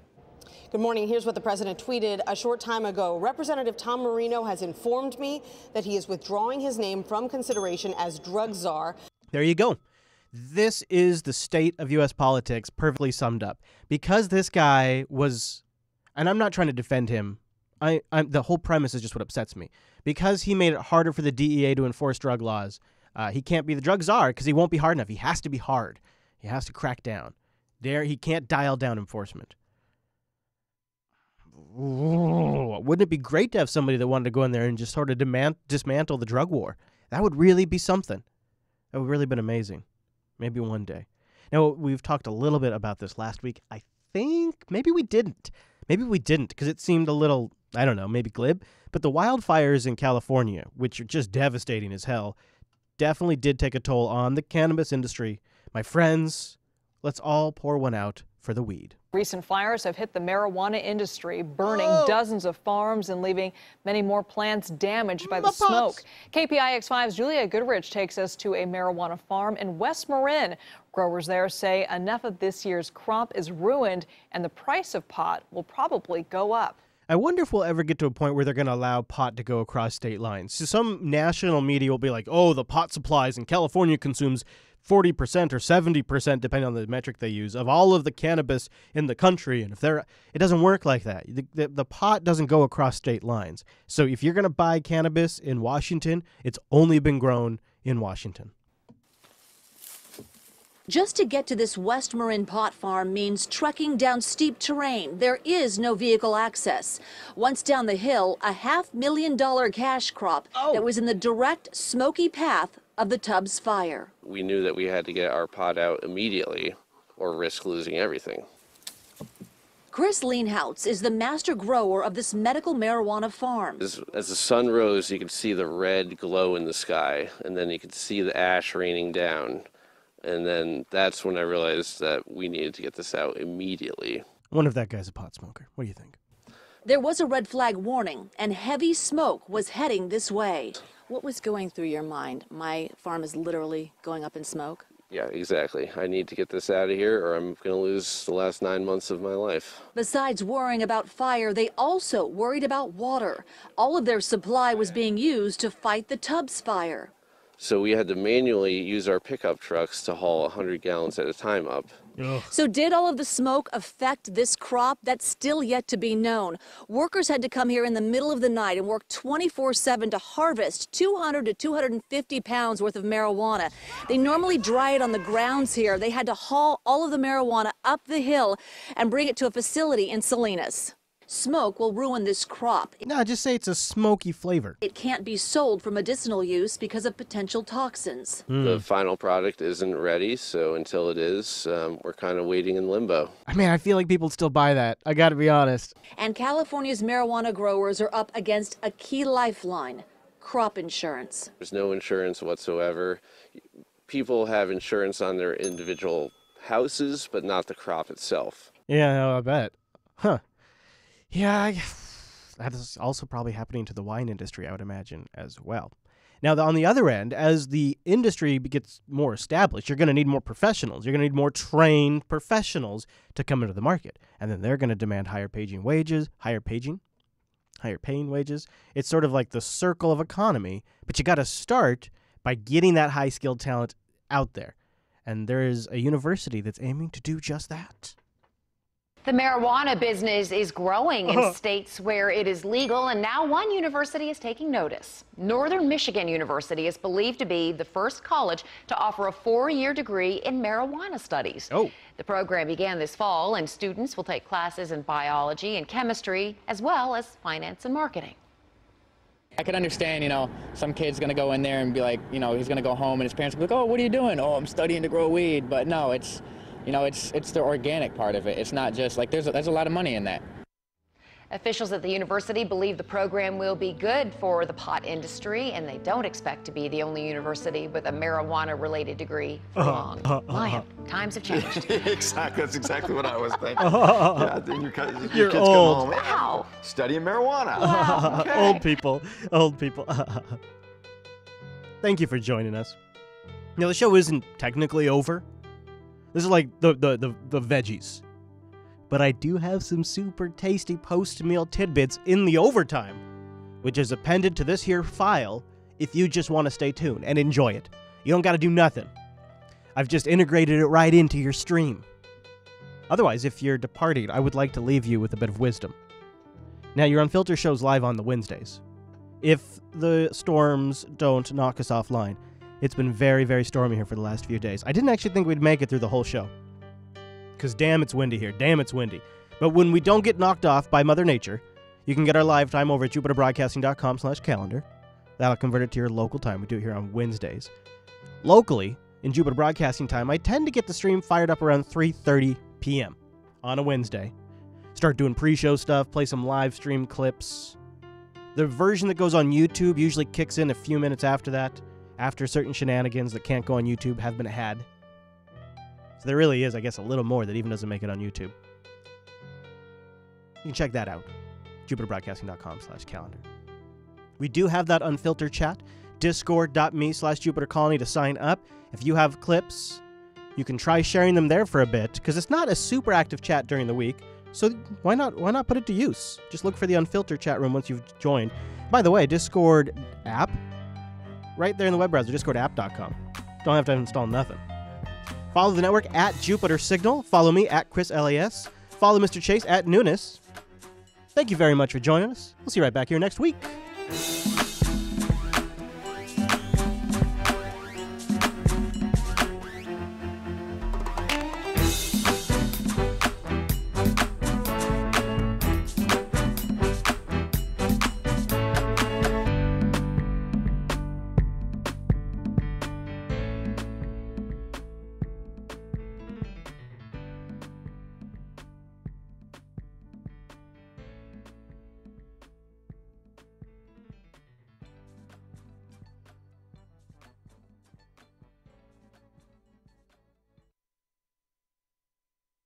There we go. And now they go into overtime, and we pick a title. jbtitles.com. Thanks. I thought it was a little low energy. My last couple of shows, even though I've been a little low energy, and I don't know why, because generally that's just something I can turn up a little bit, but I seem to be losing my throttle on that. I just thought that was interesting, and there you go. That's what's on my mind right now. But I hope it felt interesting. Did it seem low energy to you? I'd like to know your feedback. Did I seem low energy, or do I seem fine? To me, I seem low energy. I don't know. Media, I guess maybe because there's nothing I'm, like, righteous about, perhaps? There's nothing I'm, like, crazy fired up about? I was thinking for a title, Trump Wants War. What do you think of that? Just sort of nice and concise. But it's a little grabby, but I really do think he wants war. I'm not just saying that. Bush-like? You thought I seemed like Jeb Bush? Really? Shit. Damn.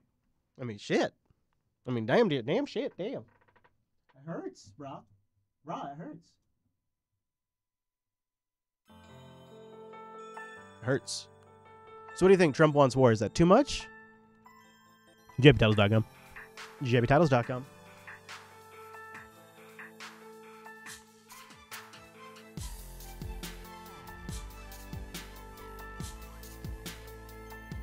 Which wore Trump? That's kind of funny, Steve. Pokemon. Yeah, the Pokemon thing was kind of funny. I might be getting sick. That might be what's up. This does happen to me sometimes when I'm getting sick. Just at the very, very beginning. It's like one of the first signs I'm getting sick. Oh, I don't even want to think about that. Well, yeah, I don't even want to think about that. Now, let's, nobody's really voting, so I'm just going to go with Trump wants war, I guess. Good job, Chris Lass. You're the wiener with 1 vote. I could give it a vote, I guess. Give it 2 votes. I'd really pull it ahead. All right, chat room. I hope you come back. We need more people to join us live. I feel like people are dropping off, right? People are dropping off, I think. Maybe it's because I post the live show now so much. Maybe it's causing people to drop off because you can't. If you can just get it later, why show up? Maybe I shouldn't be posting it. I don't know. Prove me wrong. Show up next week. Yeah, take your vitamin D supplements. JP, it's discord.me/JupiterColony. It's not hard to find, dude. It's like dialed in. It's true, Producer Matt. It's true. I really... You know, the problem is I got 2 kids in public school and 1 kid in daycare. So, probability is high. Probability is high. Any parents out there, you know what I'm talking about. Thanks for being here, guys. See you later.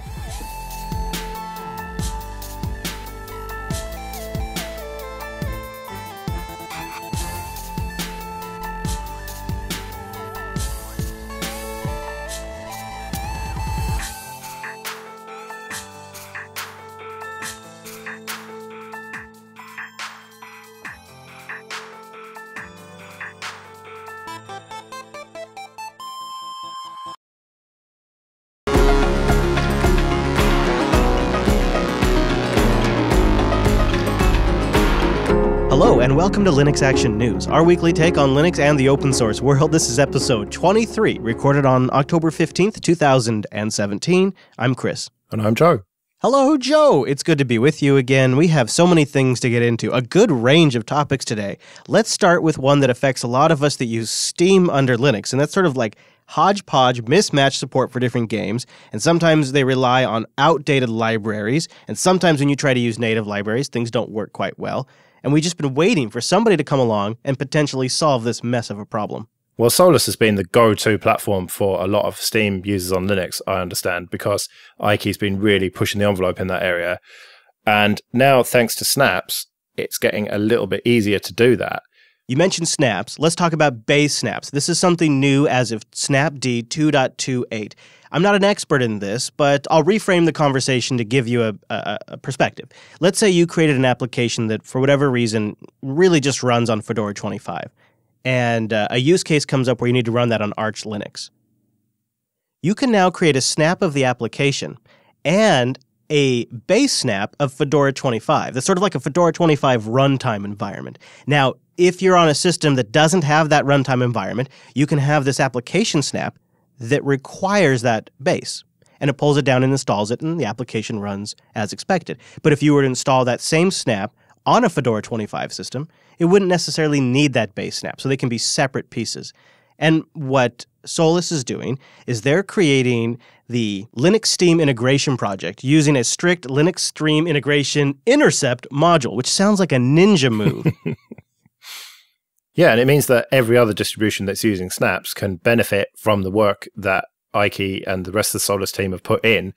And now it means that you know Steam is going to work 100% on any distro with Snaps. So will developers end up targeting this? Who knows? It's early days right now. But initially, I can say this. This is doubling down on what Solus has been great at, fixing problems around Steam and then doing it in a way that solves it once and for all and makes it available for all Linux distributions. And I really want to underscore that point is both this and their previous Steam work feels like the type of design work that goes into this, the type of design work that makes this a problem solved for once type thing. And that's going to result in easier, better gameplay on Linux if this is successful. So that's why I think it's worth looking at if you haven't seen it yet. We'll have a link in the show notes.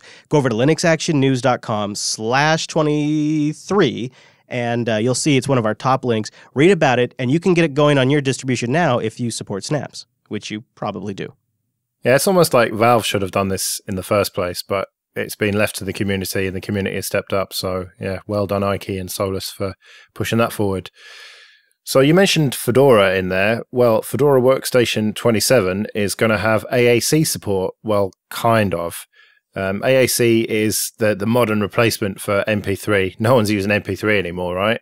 Hang on, you're listening to one now. But if the Fraunhofer organization are to be believed, then MP3 is dead and AAC is the future. So I suppose it's a very good thing that Fedora is going to be supporting it.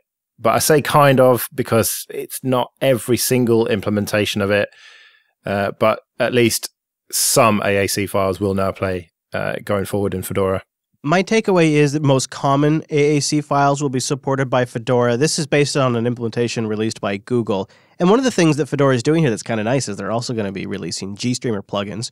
So applications that use the GStreamer playback engine will just get AAC support once you go to Fedora 27. No additional work required. This change does not mean that you can package and ship any AAC implementation you want in Fedora, though. You will have to look into their specific implementation here. Yeah, it's kind of future-proofing, isn't it? Because MP3 is still around for now, but it might not be forever. They also teased, Joe, that there may be more other major quote-unquote codec announcements soon, so stay tuned. Yeah, I wonder what's coming there. I doubt it's anything really. I have to say at this point. I mean, we have MP3 and AAC.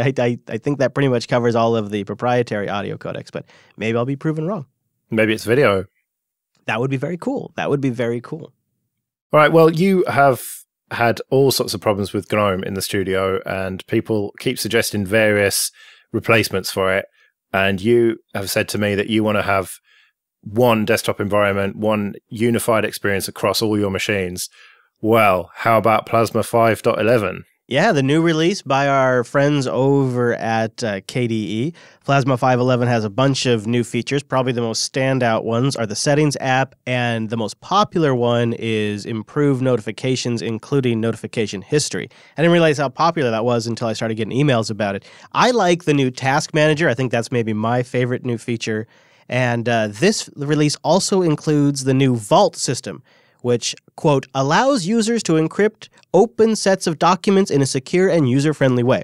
So that might be something I have to play with as well. And it lets you hide them away as well. So if someone comes to your machine, they don't even know those files are there necessarily. Yeah, that is nice. Yeah, I think that is probably, I got to read up on how it's implemented. And I like so many things about the Plasma desktop, Joe, so many things about it, but yet it feels like more than what I need for my day-to-day desktop. And there's still some visual inconsistencies for me that I find to be distracting. And on top of that, I almost need, what I would be perfect is if somebody could rebase the Neon Projects desktop in this really perfectly set up environment and then lock it all down so I can't change it. Because otherwise I just sit there and fiddle with it all day long and I would never get any podcasting done, Joe. Well, you know, there is such a thing as self-control where you just don't go into the settings and change things. Mm-hmm. Yeah. I've heard that before. I'm not familiar with it, but I've heard that before. So they have something sort of in play, I will say, for 5.12. And I think if they don't nail this, then they're going to miss the boat. And so I would encourage everybody who wants to see Plasma better on Wayland to get involved, because they're shooting for an awesome release on Wayland with Plasma 5.12. And the elephant in the room is that 5.12 is due to be the long-term support version of the Plasma desktop. So it's kind of important to nail the Wayland support on this one. Yeah, it would have been kind of important to nail it pre that, you would have thought. Like Ubuntu are doing with 17.10, they're getting Wayland in there one release before the LTS. You might think that. Yeah, it's getting there slowly but surely. But as you say, this is very important for them. This, as the LTS, they need to get Wayland working properly. So it's no wonder that the KWin maintainer, Martin Flörser, I think, is put out this call to get people to test it and hack on it and contribute and just make sure that Wayland is working well, because we seem to be moving very rapidly towards a post-X world at this point. Yeah, I mean, it definitely seems to be a lot of the ducks, as they say, are getting lined up.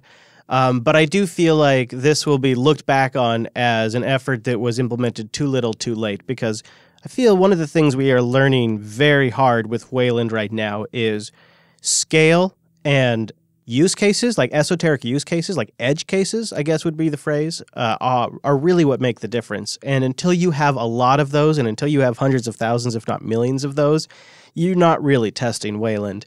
And so the sooner that these projects get this code into people's hands for testing, the more and more esoteric edge cases get pushed. And I was sitting in a room, not to keep going back to this, in New York at the Ubuntu rally, where they were pulling up the bug tracker for Wayland, and it's hitting like historical landmarkers for the Ubuntu project in number of bugs being submitted to the project in the entire history of Ubuntu. Because they, by right now, just having people beta testing 17.10, have more people using Wayland than apparently have been ever using Wayland before. And they're discovering so many more bugs because of that. So it's quaint to suggest that a niche of the Plasma desktop users should try really hard to make Wayland support great in 5.12, and it's an admirable attempt. It is much too little, and it is much too late because of their small scale, they should have been testing this stuff maybe a year ago. But the ducks weren't in a row yet. So we will get what we will get, and that'll be the LTS. Well, this week, KDE turned 21, if you can believe that. It's been around for that long. And looking back at the screenshots of the various versions of it, you can see it started out looking very much like old school Windows. And you can see the progression, and you can see, I think the leap from 4 to 5 was really a big step. And for me, pre-Plasma 5, it was not really relevant to me. Whereas looking at some of the early versions of that, and now it's maturing and we're getting towards this 5.12 LTS, it's really come into its own, and I've stopped hating it, put it that way. Yeah, October 14th, 1996, 21 years ago. So now, if anyone ever asks you to define what does slow and steady pace mean, you can say 21 years of slowly but steadily getting there. linuxacademy.com/unplug. This is a platform to learn more about Linux and all this stuff that's going to make you money on Linux. If you need a new thing for your review, if you need something for your resume, or if you just want to challenge yourself, check out linuxacademy.com/unplugged. You go there, you sign up for a free 7-day trial, and you support the show. And within 7 days, you can poke around, try out some of the different courses. They have self-paced, in-depth video courses on every Linux, cloud, and DevOps topic. They have hands-on, scenario-based labs that give you real experience on real servers. You get to SSH in and use it like a real human being. And if you ever get stuck, speaking of humans, they got full-time instructors, actual humans. Not bots, not chat bots, real human instructors that are happy to advise and answer questions. They have course schedulers if you're busy. They got certification training if that's the route you're going. And they have a community stacked full of Jupiter Broadcasting members, as well as study guides, lesson audio, and personal notebooks that you can download and take with you offline, and iOS and Android apps. Maybe you're commuting, you're on the go, you're sitting in the passenger seat, you're on the bus, you're on the train. Use one of their on-the-go apps. linuxacademy.com/unplugged. Go there, sign up for a free 7-day trial, and a big thank you to Linux Academy for sponsoring Linux Action News. linuxacademy.com/unplugged. One of the long-running problems on Linux has been updating firmware, and it has often meant having to boot into a Windows partition or some sort of DOS environment. But thanks to FWUpd, I don't know how you pronounce it, firmware update, basically, that is getting a lot easier in Linux, and they have reached the milestone of a 1.0 release. This is one of those projects that really makes Linux feel like a full-fledged desktop citizen. You open up your software update, and right in there at the top, there's a firmware update. I remember when there was like a mistake or a vulnerability in the Intel microcode recently. I think that's what it was. There's so many 0 days these days, but I remember I opened up software update on my Dell XPS 13, and boom, there it was, right there, months, I think, before Windows had even had it. Now FW Update supports 72 different kinds of hardware, so from low-level firmware in your laptop to Logitech multi-receivers. And this is done through a combination of FW Update and the Linux Vendor Firmware Project, which is the interface that the companies work with to submit the firmware and get it distributed. And behind the scenes, It's all pretty easy stuff for them. It's even using like Microsoft CAB files to distribute the stuff. Like they're making it as easy as possible for these vendors. And huge portions of the project have been contributed by Dell and other vendors. And version 1.0 represents a pretty big change. There's an ABI breakage. They've removed a lot of cruft and they've rebuilt a lot of things, renamed things to the more appropriate naming scheme, all that kind of good stuff. But they're going to maintain the 0.9 version for quite a while. So if you're on current versions of Fedora, you're going to actually see Fedora ship 0.9 for a little while. Well, that's still being maintained by the project. So there are going to be 2 versions maintained by the project for a bit while they make this transition. Such a great project, Joe. Yeah, and it's great to see that they are going to maintain 0.9 because rather than just abandoning that and going on with the new and shiny, they realize that that is just something that they have to do. Yeah, they were able to do that without any user metrics, without doing deep data analysis on their users' activities, unlike other companies. Other companies? What, like OnePlus? Yeah. It's not really the FW update is not really a company, but you get my gist. Yeah. So OnePlus have been collecting way more data than they should have been from their users' phones, including IMEI numbers, MAC addresses, mobile network names, serial numbers, and potentially even a bit more than that. And okay, they were being sent back over HTTPS, which is kind of good because often these things will just be plain text, which is never a good thing. And you can opt out of it if you go into the settings, but on by default and some of the stuff you can't opt out from. It's not a good look for OnePlus, and it makes me feel very happy that the first thing I did when I bought my 3T was flash lineage on it. Good point. So this only affects the Oxygen OS that ships on these OnePlus devices. So if you've wiped it, then you're already away from this. But something that struck me about this entire situation is they said they're going to dial it back a bit, but it sounds like they're just going to dial back some of the more identifiable stuff and still collect a lot of metrics. Some of this stuff I don't have an issue with. When the phone reboots, when it updates, that makes sense to me. How often you run an app, when you wake it up, when you check the time, these types of metrics, I'm less and less comfortable with that. And I would like companies to start rethinking data collection because OnePlus's defense is we would never share this information. We would never sell this information. And my thinking is, what happens if you get compromised? What happens when you get bought? Yeah. What happens if in 2 years from now you come up with a new revenue idea and you create a new partnership and all of a sudden they get access to this data? That's what I think about. And I want them to consider that. And I guess maybe I'm asking too much, but if you can't give me a satisfactory answer, then don't collect the data. Just don't collect it. Or have it be an option in the setup. Do you want to help us out by giving us these metrics and let people tick the box or at least untick it maybe, but don't have it on by default and then only when you get busted for doing it, tell people how to turn it off. Right. And doesn't it sound like they are going to update a few interface things to make